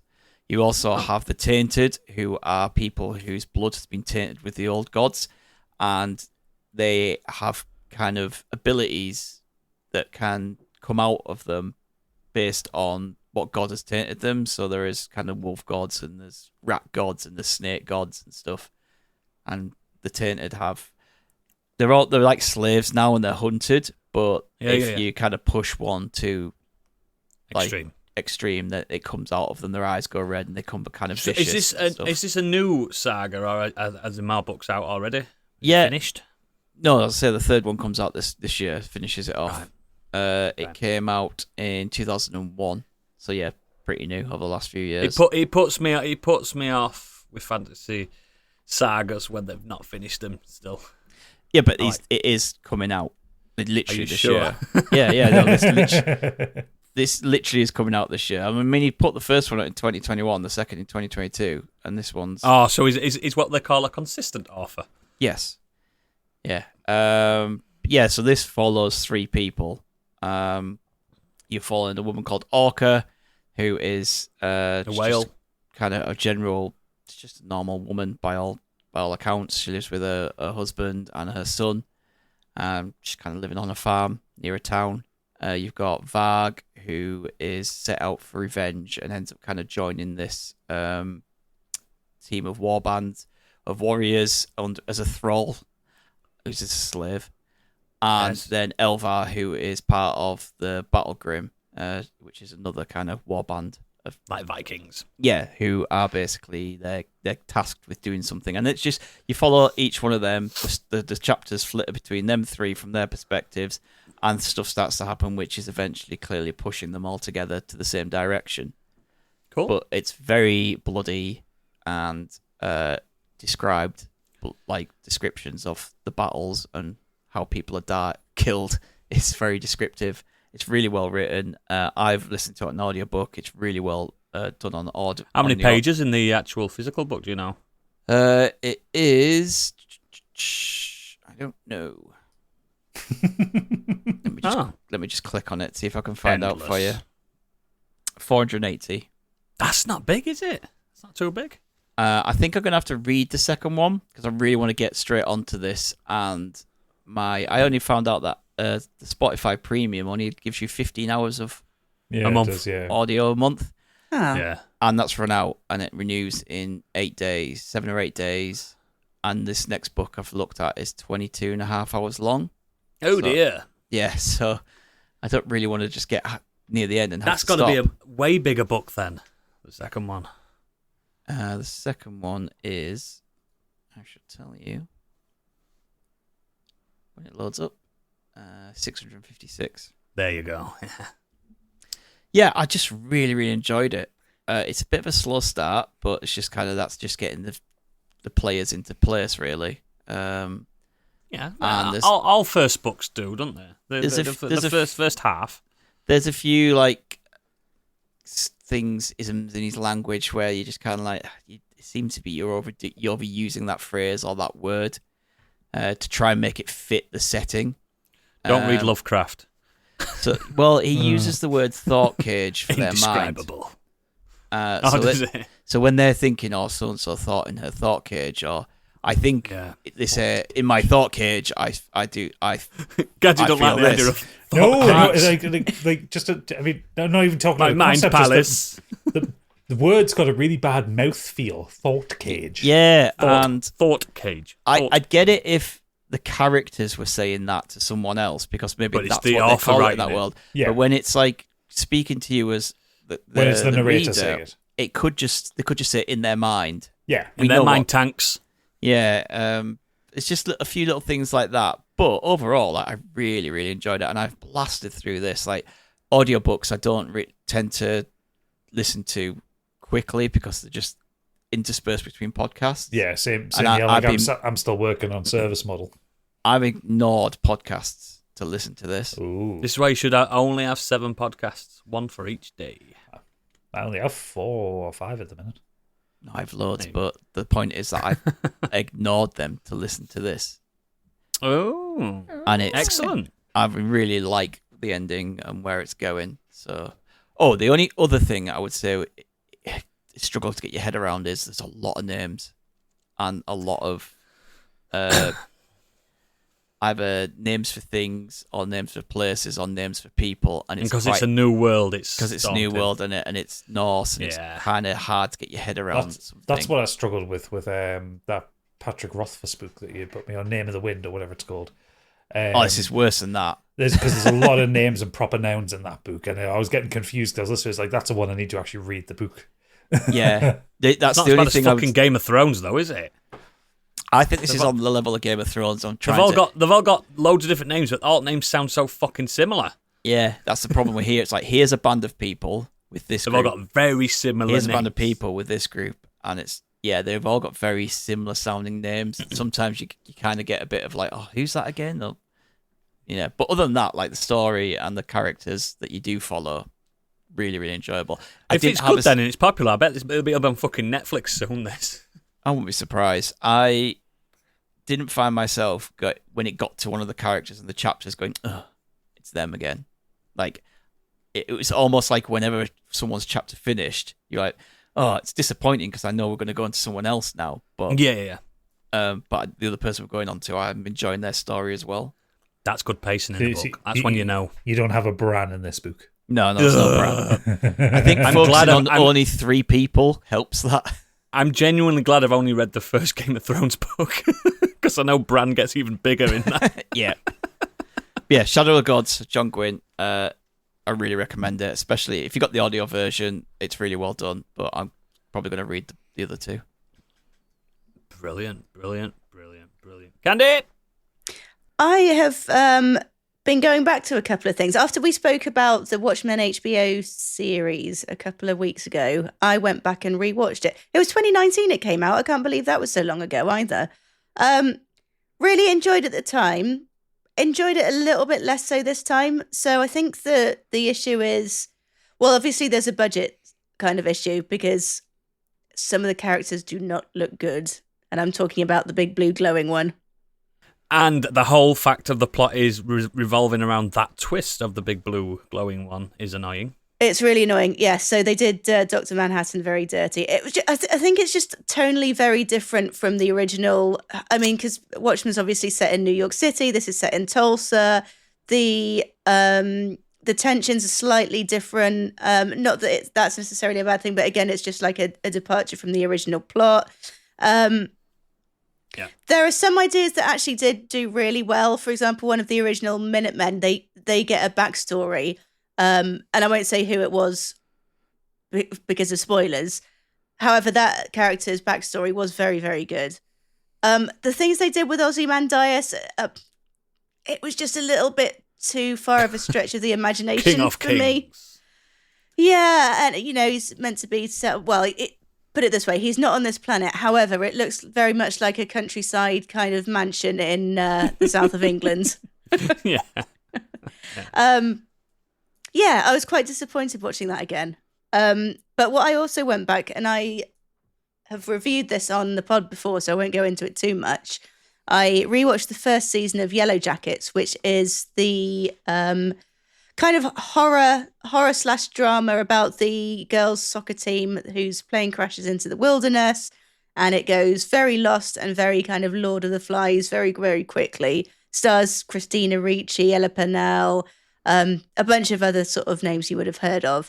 So I've rewatched that, and then I've gone on now to watch season 2. Season 2 kicks off straight after season 1, and I don't think it could have been filmed much long. I don't think there was much of a break in filming because sometimes the characters look a bit old, and especially when they're young girls and whatnot. And this has gone way more in the direction of the horror and paranormal. It's fucking brilliant. I've still not seen it. The second series is great. I would recommend, like, if you don't remember the first season, watch the first season again, because it, like I said, it just carries on. It's almost as if there isn't even a season gap. What's Yellowjackets on? So the first season you can watch it on Now TV or Paramount. The second season I think is just on Paramount at the moment. Okay. Which is annoying because I can't watch it in bed on my PlayStation 4. It's on 1, 2, 3 movies then, yeah? Oh, I would think so. But this one's you're seeing the plane crash is set in the 90s, but we're also flashing forward to the current day. So in some ways it does kind of ruin who survives and who doesn't, but actually it doesn't, because it's reintroducing characters that weren't in the first season. The one strange thing that does happen is there is a lot of the cast in the first season who took huge, like really big parts, have now been replaced with soccer players from the team that just weren't in the first season whatsoever. Stop calling it soccer. I can't help it. They call it that in the show. They're girls. They play soccer, not football. Stop it. So yeah, this whole new bunch of characters that were supposedly kind of kicking around in the first season, but you don't really get to meet them. So that's a little bit jarring. But it's really good if you like kind of pagan-y, witchy, paranormally horror type shows. Give that a go. The second season is just as good as the first. It's actually just been renewed as well. I think it's been renewed for a third season that's coming out in 2025. But yeah, it's just been a week of comfort food. I have them weeks, mate. Don't want to test the brain too much this week. Yeah. I have them weeks often. Awesome. Gadget. Okay, a couple of things from me. I went back to Elden Ring Shadow of the Erd Tree because I had a couple of weeks off because I got a bit burnt out because I got stuck on a couple of bosses. Get good. I have been getting good. I've been making some progress. Beating my least favourite so far in the DLC, the Shadow Tree Avatar. Genuinely thought you were quite a beautiful boss, mate. Oh, I was sick of it by the end of it. I love the design of it. I thought it was a lovely looking thing, and it was like well put together and well made. But what about the 3 rounds of it? That was the bit I fucking hated, and the fact that it just constantly spammed attacks at you. Come on, Miyazaki, stop being lazy. Design a boss properly. That was very lazy of him. Yeah. But yeah, and then I'm working up towards Mesmer, and I'm stuck at the enemy outside his boss room because tough. That guy hits fucking hard. But still enjoying it, and still I'm liking, rather than kind of burning through it like I did with Elden Ring, I'm quite enjoying just kind of dipping in and out, because what I'm noticing is like my muscle memory is still all there. Like I'm not struggling with moving through the map and making progress. I'm just struggling with some of the bosses. A little tip for that guy outside Mesmer's thing. Run past him. Yeah, I might have to. There's a sight of grace right up the stairs. Oh, brilliant. And then relaunch it and creep down and stab him in the back. Mint. But a couple of new things that I've encountered. So, I like a bit of crappy telly. Mm-hmm. Well, Pip and I were kind of rootling about on the Channel 4 app. We discovered that there is, for the first time in 10 years, there is a brand new season of Ramsay's Kitchen Nightmares. Oh, sweet. Now, I'm a big fan of Gordon Ramsay shouting at idiotic Americans. And this is the one where he's going in and fixing failing restaurants. And yeah, it's fucking set up and staged as fuck, but where they don't realise, they don't understand why it's failing. I don't understand why. This burger's completely fine. And you look at it and it's like, looks like someone sat on it. There's a rat in it. And then kicked it across the floor. Yeah. Honestly, there's 3 episodes of it on so far on the Channel 4 app, and it's fucking hilarious. It's so they're just completely delusional. There's one of the episodes, the chef that is this bar and grill that has this kind of overcomplicated menu and like massive portions and so the guys, the owners like losing millions of dollars. The chef calls himself the culinary gangster, and he is such an unmitigated twat that when the bill comes out at the end of the meal, he puts his business card on there to say you've been fed by the culinary gangster. Like he's a murderer. Yeah, that's what I was thinking. Back once again for the culinary gangster. He's just a guy that you want to punch, kind of, and that's what's entertaining about it. It's just stupid Americans being shouted at for being so completely oblivious as to why their restaurants are failing. Like the first episode, like Ramsay's there. It's at a diner in New York. Like that. you know the kind of food a diner in New York is supposed to be slim. Hey, I'm walking here with my pastrami sandwich. Yeah, sausages, eggs, sandwiches, breakfast food, that kind of thing. It had a 300-item menu. Mook. Jesus. How much? 300 items on the menu, and they had like 20 cooks in the kitchen. That's overkill. Yeah, so... There isn't a restaurant on the planet that can make profit out of that. Nope. So, yeah, this doesn't need much description. Set menus exist for a fucking reason. Something like 80% of those restaurants that he goes in to fix still go on to fail as well. Yeah, because they don't listen once he's gone. Yeah. Yeah, basically. It's crap reality TV, but it's like the kind of stuff I like. It's because it's Americans being yelled at by someone from the UK. It's great. It reminds me of that sketch on what was it? It was a show remember Big Train. It weren't that though, but it was one of those sketch shows where it was next up on Channel 4, poking Americans in a cage. The hit you've all been waiting for. You would watch that. I would. Hey, man. The funny thing is, because I don't pay for like the Channel 4 Plus thing, so we get adverts on it and like the trailers for Channel 4 stuff. And like in between like these Kitchen Nightmare segments, we keep getting trailers for a Jamie Oliver show. And I'm thinking, Gordon Ramsay would kick the fuck off about that. Because he hates Jamie Oliver. Does he? Oh, he does, because Jamie Oliver's a right little twat. He spits in his food as well when he talks. Yeah. But the main thing I've been watching, I've watched the first 2 episodes of this, but very much enjoying it. Oodles is right up your street, because I've been watching Batman the Caped Crusader. Yeah. Oh, yeah. On Prime. Prime, yeah. So this is a new animated Batman series developed by Bruce Timm, who developed the original Batman the Animated Series. The king of animated Batman. And it's got the vibes. My God, it has the vibes. Mm-hmm. So this is set around Batman early in his career. Like year 1 type thing. Sort of, yeah, but not following that particular plot line. But it's like he's a young bat. It's like the Batman film that was like year 2, wasn't it? Something like that. Yeah. Yeah. So this is keeping with the animated series style of the Art Deco Gotham City. Yeah. So everything's Big these grand, big chins. these grand tall buildings. Everyone's wearing kind of 1930s, 1940s wear. Not a mobile phone in sight. They're just in the moment. They've got hats on. They've got trilbies everywhere. Yeah. The Batmobile is actually a realistic car looking thing again. Tommy guns everywhere. Tommy guns, yep, yeah. The baddies have Tommy guns.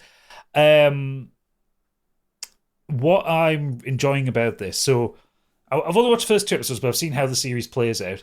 There is an overarching narrative, but this is a crime and episode show. Is it a rogues gallery one where it's different rogues? Yes. Yeah. Good. I'm planning on watching it this week. Batman's being a detective. He's the world's greatest. And actually, Batman's not really the star of the show. Like, it's focusing on, like, more on kind of the GCPD and how they're doing things, and Batman's kind of in the side of it, you know? Yeah. We've got a new take on the Gordon, so there is an ethnicity to Barbara and Jim Gordon. Good. Which has sent some people in certain parts of a certain website a bit mental. Good. Those people. Yeah, they still can't take a black Jim Gordon. I can. Absolutely. He was good as Jim Gordon, wasn't he? In The Batman. What's his name? He was black. I was going to say, wasn't Jeffrey Wright? Jeffrey Wright. Yeah, Jeffrey Wright, yeah. He was brilliant. He was, but those parts of the internet still didn't like it. Fucking idiots. Fuck 'em. I know. Wait while they find out there's been 3 black Batmen. Wait. Just fucking wait. Not my Batman. And a Chinese one. Get ready. So, but yeah, they play around with a few things well. So, the first 2 episodes, the first episode, the baddie is the Penguin.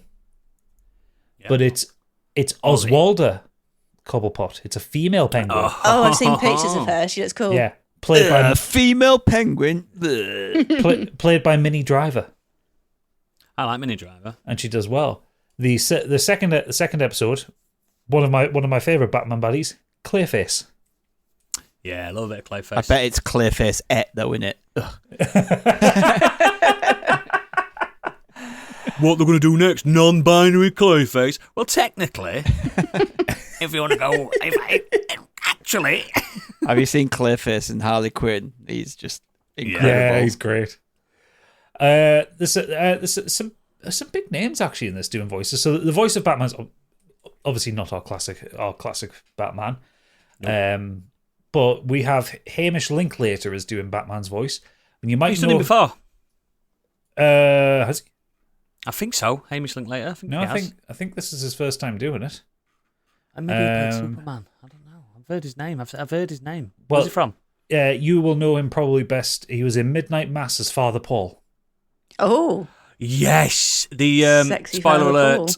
Paul. I'm not even going to tell you what he is in that. Yeah. He's great. That's where I remember him from.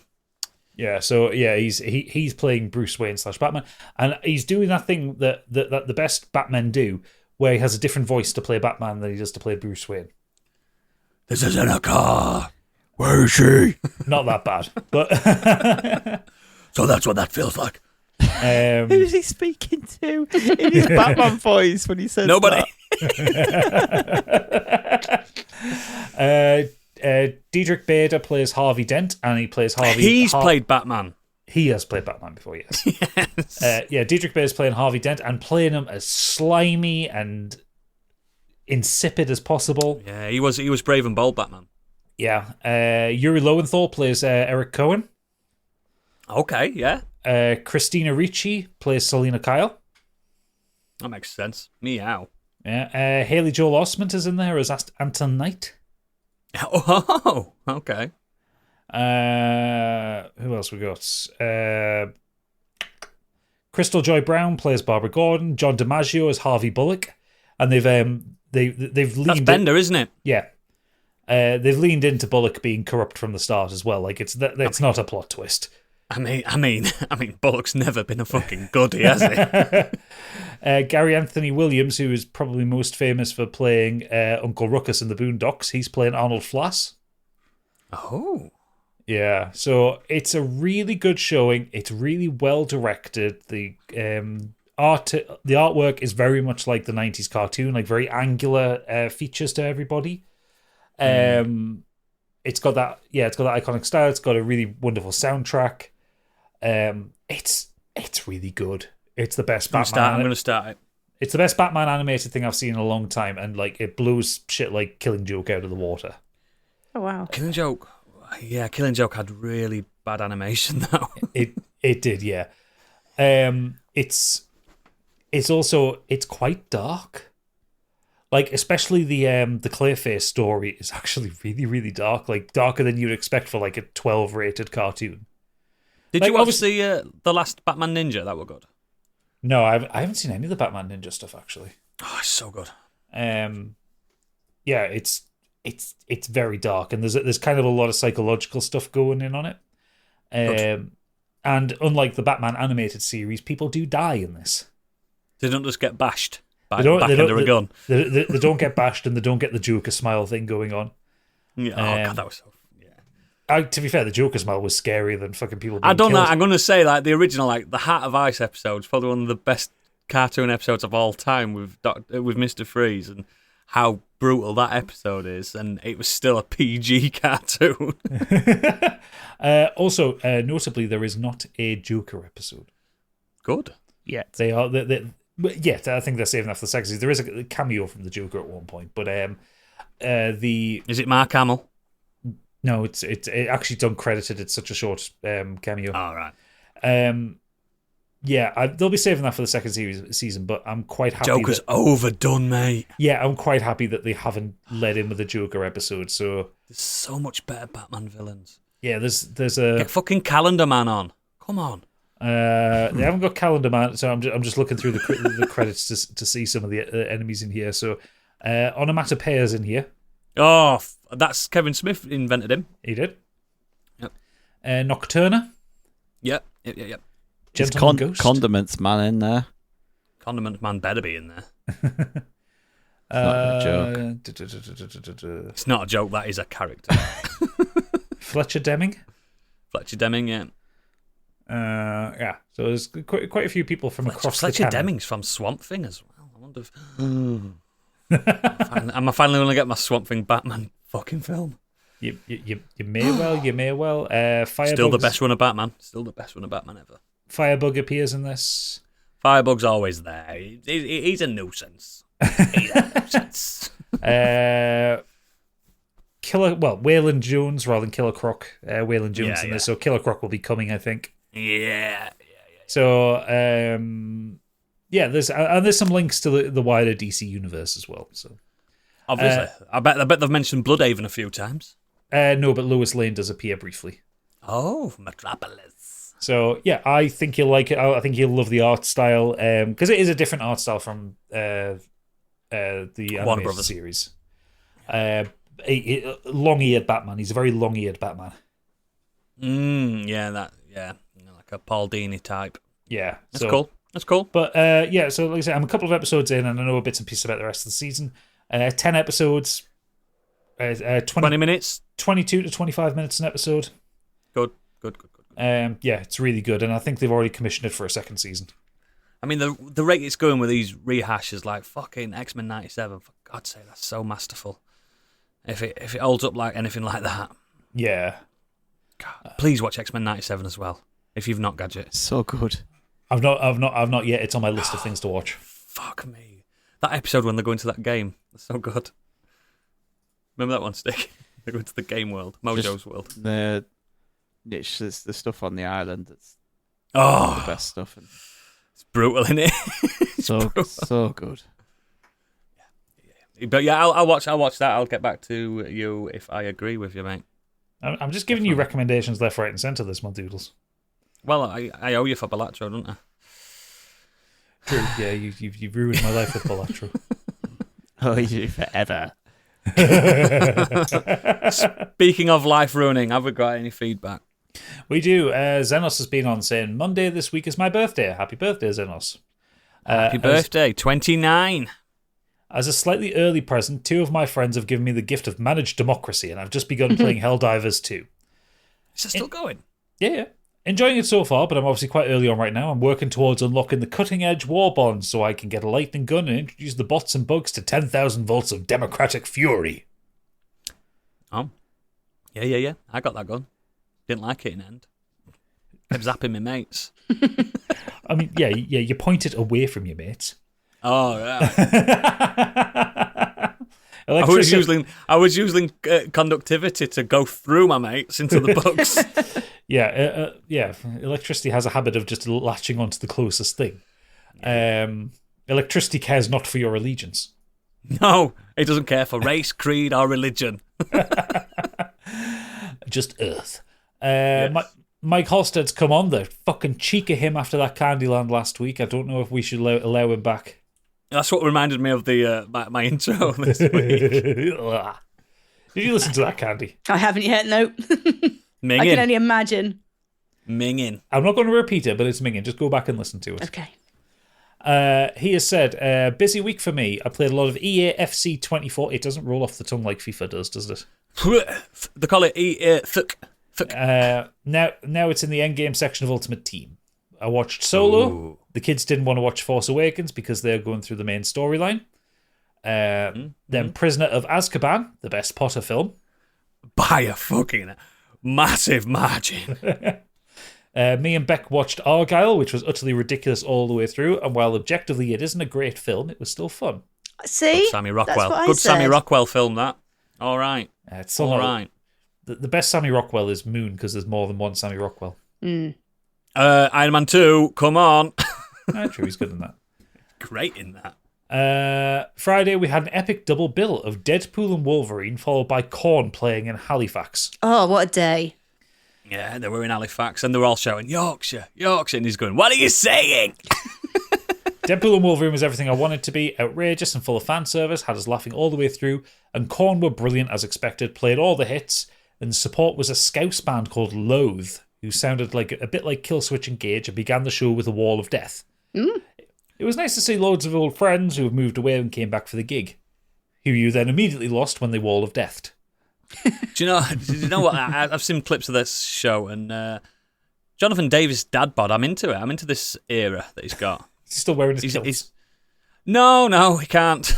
I was gonna say, I've seen a recent kill of his. Is it just a kilt with like a beer gut hanging over the top? He's not that big. He's just aged gracefully. He's off the cocaine. Yes, clearly that man is sober. What is it? And today I've been routing through the eaves to find all my Lord of the Ring action figures for Fred. He made his mum take him to Kex dressed up as a hobbit to buy his own copy of the extended version to have at her house. Ooh. All right then. No arguments from me. Next up, Mr. Worldwide himself has graced us with a rare feedback. It's Planter. Wow. Hello, modern escapism pals. This is the tune that he's written this in. I'm not going to read it all like that. This week's been an interesting one because I've sliced through tendons in my hand. Oh. And after a very painful operation to reattach, I've been left with a cast on my left hand. Thankfully, not old Wanky, which is what I've never called my right until now. Not old Pamela. Yes, Mrs. Palmer and her 5 beautiful daughters. I knew you were going to say that. Yes. She's always been kind to me. Pip was the one that told me about that one. I've never forgotten it. Oh, I thought it was well known in the circles. No. The circle jerks. Oh, for fuck's sake. This has meant I've had a lot of time to consume all the media. I'll boil it down to a couple of things. Only having one hand really limits the games I can play. Thankfully, a lovely lad on Reddit recommended I try South Park: The Stick of Truth. Oh. Everyone's played this by now, I'm sure. It's turn-based South Park and still funny 10 years on. It's brilliant. It was either this or another 600 hours on Slay the Spire. Brilliant also. You know, Planty, you could play Balatro. Or, Planty, I never mentioned this, Loop Hero. Have you heard of that game? Loop Hero. Again, Loop Hero. Try it. This week's 100 Things is on Hellraiser, the semi-sexy, super gruesome debut from Clive Barker that spawned considerably worse sequels, and the Twitter X-breaking remake from last year where they replaced Pinhead with a woman. I will tear your soul apart. If you've not seen it, get on it, because for all its many faults, it is a lot of fun and arguably changed horror films for at least a generation. It's bloody sexy and all. Anyway, it better go. I'm being chased through time and space by some S&M bastards that live in a Rubik's Cube. Jesus wept! Oh, I love that when it's stretching his face. Do you know what? I've never seen Hellraiser. Oh, Candy, it's basically about your life. I know, I've always been too scared. All 9 Hellraisers. I've seen every Hellraiser as well. 9? That's including the one that was released last year. Yep. There's like Hellraiser Bloodlines, there's Hellraiser fucking Hellbound. Technically there's 11, but I don't count those. Which one do you recommend? First one. The first, the second, and the second third. one. Third one's great. The third just for the club scene, and then that's it. Yeah.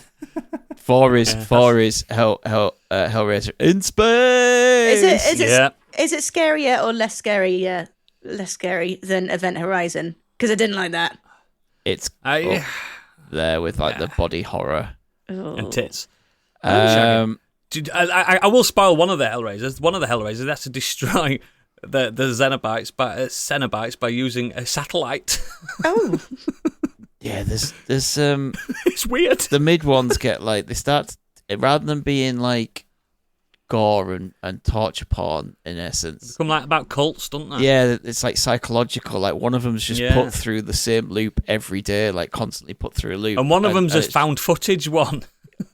No, that's Hell World. That's the 8th one where they're in like, is that the 8th they're going to video game. They're going to a computer, and fucking hell. Just you could read the Hellbound Heart, the book it's based on, if you want. No, I'd rather watch the film. It's less effort. Clive Barker, mate. That man loves shagging. He does a bit. Do you remember Clive Barker's Undying? Yeah. Oh, yes. Oh, yes. Kurt Lewin, Best Boy Angry Kurt Lewin has been just fully named him. I've fully fucking named him. He is the best boy this week because he sent me a really nice gift. So thank you. Oh. Favoritism boy. Mainly been a TV and film week this week. I finished Mr. and Mrs. Smith on Prime, and it's going to be my go-to answer in the future for the best TV show no one talks about. It did get nominated for recent TV awards in the US, but I think people just have the perception it'll be like the Brad Pitt and Angelina Jolie early noughties film, and it really isn't. It's a comedy drama and is shot like a Daniel Craig-style Bond film. It just oozes class. Each episode has its own mini storyline, but the overall story is about their relationship, and boy, is there some great acting on display. Genuinely the best portrayal of a troublesome husband and wife relationship I've seen presented in any media. Even the last episode had me choking up, the acting was that good. Highly recommend it, and it's only 8 episodes long. See, I like Childish Gambino. What's his? Is it Donald? Donald Glover. Donald Glover, yeah. I like him, but I prefer him when he's funny. So it's going to be. It is semi-comedy. Oh, is it? Oh, okay. I thought it was. It's like comedy drama. Yeah. I've seen trailers of it, and I'll give it a go. I think I will. I think I'll give it a go. The thing is, every time I see him, I just think of Troy from Community. Troy and Abed in the morning. Nights. Nice. Next up, I watched Prometheus. I don't get the hate for this film. I Why? really liked it. When I first saw it at the cinema, I knew literally nothing about it, as I got invited on a whim, and at that point I hadn't seen any of the Alien films. Wow, that must have been such a weird fucking film. I did clock at the very end it was linked to Alien from having seen the alien monster on the internet before, so I knew it was linked to the franchise come the end. But watching it now, I could spot all the links. It has some brilliant scenes that are up there with the best in the franchise, like the glass storm, when the worm goes into the guy's helmet, and my favourite of them all, the cesarean scene. Yes, just to get rid Some of the good deacon scenes inside in it. of it. I just think that it's a bit of a mess. My only What issue is about, that some of the like crew they're are doing poor Covenant, characters. where they keep taking their helmet off. My only issue is that some of the crew of poor characters, particularly the geologist played by Sean Harris. I mean, my issue is they're fucking morons. There's a ship coming towards them and they run in a straight line away from it rather than side to side. You could say that about fucking Battle of the Bastards. What's his name? Stark lad when he's just running from the Archer. Yeah. Zigzag, dickhead. Serpentine. Yeah. I'd have it as my third favourite behind the first 2 films. Oh. Looking forward to watching Romulus next week. Really? I would put it behind Alien 3. Like, I'd put it behind Resurrection, mate. It is better than Resurrection. Resurrection's a fucking looks trash better. fire. Nah, Resurrection's a proper trash fire. What was the one after Prometheus? Was that Covenant? Covenant. That was That's the fucking worst. dreadful. That is... Genuinely one of the worst science fiction films Right, even ever I made. hated it. Covenant is a fucking mockery of filmmaking. I am looking forward to Romulus, though. Where did I have Prometheus above. I have Prometheus above Alien Resurrection, but I have Alien vs Predator above Prometheus because for all its flaws, it's fun. Yeah. I think Alien vs Predator is better than Prometheus. Requiem as well. sits dead last. Even AVP Requiem sits behind Covenant. Oh, Requiem's so bad. The Pralien. Oh God. So we won't be doing an Alien Saga Patreon series. I'm not doing it. I mean, maybe we could, but we've all seen them. Yeah, it's not as fun, is it? I know we've seen most of the X-Men films, but we're not all seen everything. True. But yeah, that's all the feedback. Excellent. As always, links to all our extracurricular activities are in the show notes and at modernescapism.co.uk. Please consider becoming a patron. I ask you every fucking week, and there's been no move on this demand. We did get a new patron last week. Why wasn't I informed? Why didn't you run into my office and go, "We've got one"? How's the podcast Please. doing? I don't know. All these computers have to measure patrons. Like that new patron that I've just been made aware of. This is our call to arms. Please support us. It costs a lot of money to run this. It costs a lot of time. It costs a lot of fucking mental health. Oh. It costs a lot of my time. Just don't fuck around with that one. You turn up and talk. Hey now. I do two a week, two a month. You do. Look, Gadget does a lot of work on this, Thank and you. Stig kinda does a lot of work. Come on, pay the man. Pay it forward. Pay it in kind. Don't double it and pass it to the next person. Not having that. Not having it. Unless they double it and pass it on to us. Yeah, to us. Just do it. Modern Escapism Men, Kenny Potter, Too Fast, Too Curious, a monthly patron special, loads of fucking shite. Just get on it. $5 a month. $5 a fucking Plus VAT. month. Plus VAT. That's nothing. It's nothing. And don't forget, on the 25th, we are doing our 200th live episode. Woo! Everybody say woo! 200 episodes. Fucking hell. Who'da thunk it? But we're going to do it. It's free to watch. It's going to be drunken. It's going to be fun. I don't think we've got any special gimmicks. It's going to be a normal episode, but more drunk and more interactions with the live audience. You might get a Biggie racism, which I normally cut out. Yeah, there's usually Biggie racisms. Yeah, it's gonna be fun. 25th. Are we saying 8 o'clock, 8:30, something like that? 8:30. 8:30 on Twitch. Twitch.tv/Modern Escapism. There you go. Anyway, I'm angry. It's time for Candyland. That's not going to help your mood. Oh no.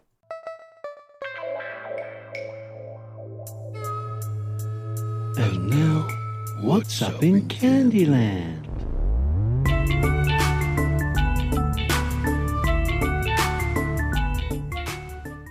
Imagine, right, if you know how chinchillas have sand baths instead of like water.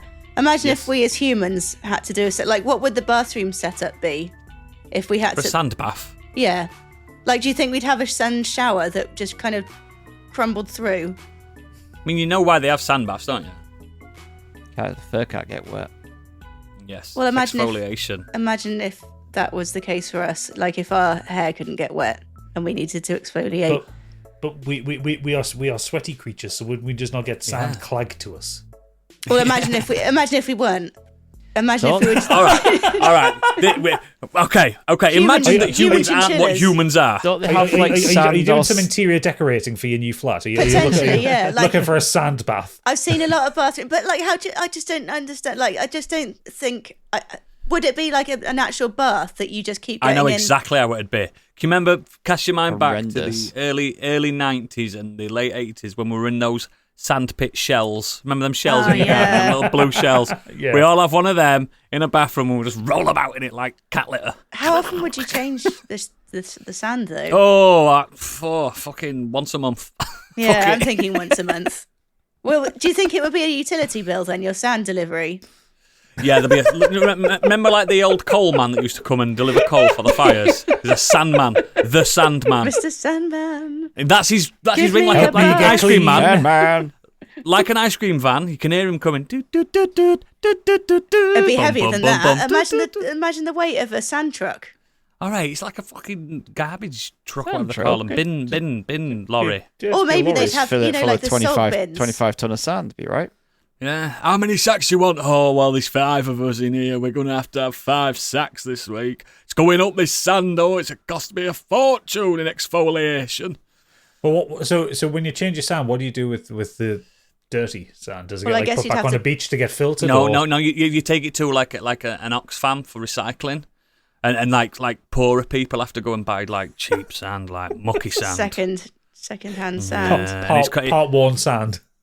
Yeah, there's actually a cottage industry about it called like mucky sand. And Mucky sand. yeah, I'm sneezing now. I think of the sand because it gets everywhere. It's so coarse. It's all there, Anakin. I actually fucking hate going to the beach.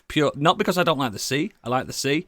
It scares me a bit, but I like the sea. I like swimming. But I hate getting sand between my toes. Yeah.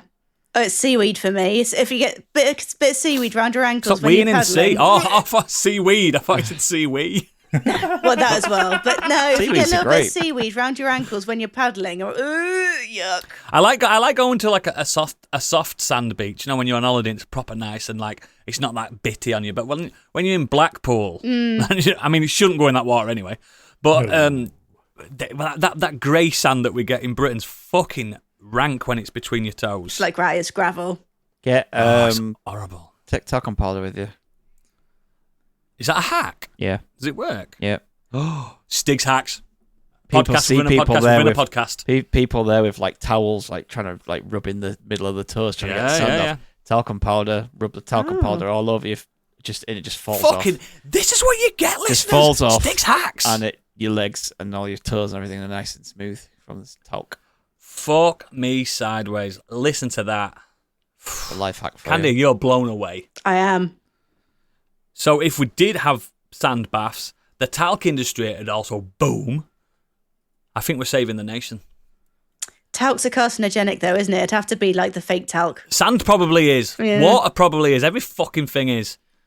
You are. Talc actually is. I though. am. Is it? It genuinely is. Yeah. Why do we put it on babies? You don't. Oh, You that's don't. horrible. People don't tend to anymore. Oh shit. It's just good for getting Better go sand find my off your daughter. Get that talc toes. away from your child. Oh dear, man. Oh dear. Oh dear. I mean, I like the idea, but I just can't imagine the plumbing with sand. You'd have to use some kind of pulley mechanism instead of like Yeah, that's what I mean. I just can't imagine the bathroom setup. hydraulic. But anyway, I don't know. I digress. I suppose a sand shower would just be like a sandblaster, wouldn't it? Oh, so you'd have to get your neighbours to do it for you. To help, like, Marjorie, I've got to have a shower. Would you mind getting your blaster out? They take is it sand or salt showers or something in Mickey 7 because they don't have water. Salt showers. Yeah. Salt showers. You can have salt showers. You can have salt in your shower head nowadays, can't you? As well, but it's water and salt. Why don't we just go full Star Trek and do sonic showers? Sonic showers. Be cleaned with sound. If only we could just get lots of things from Star Trek. What you mean, like the super fancy sparkly space communism? Equality, yeah. Yeah, a utopia and food that just comes out of a generator. Green ladies who are very curious about the human body. Yeah. Borgs that want to assimilate. Nothing wrong with that. I mean, to be fair, the Borg Queen was fit. She was. That was Candyland. Sandyland this week. Sandyland, I like it. This is the end of the show. If you are one of those cheap people I keep shouting about, everyone else will meet you in the green room in a second. But for now, bye.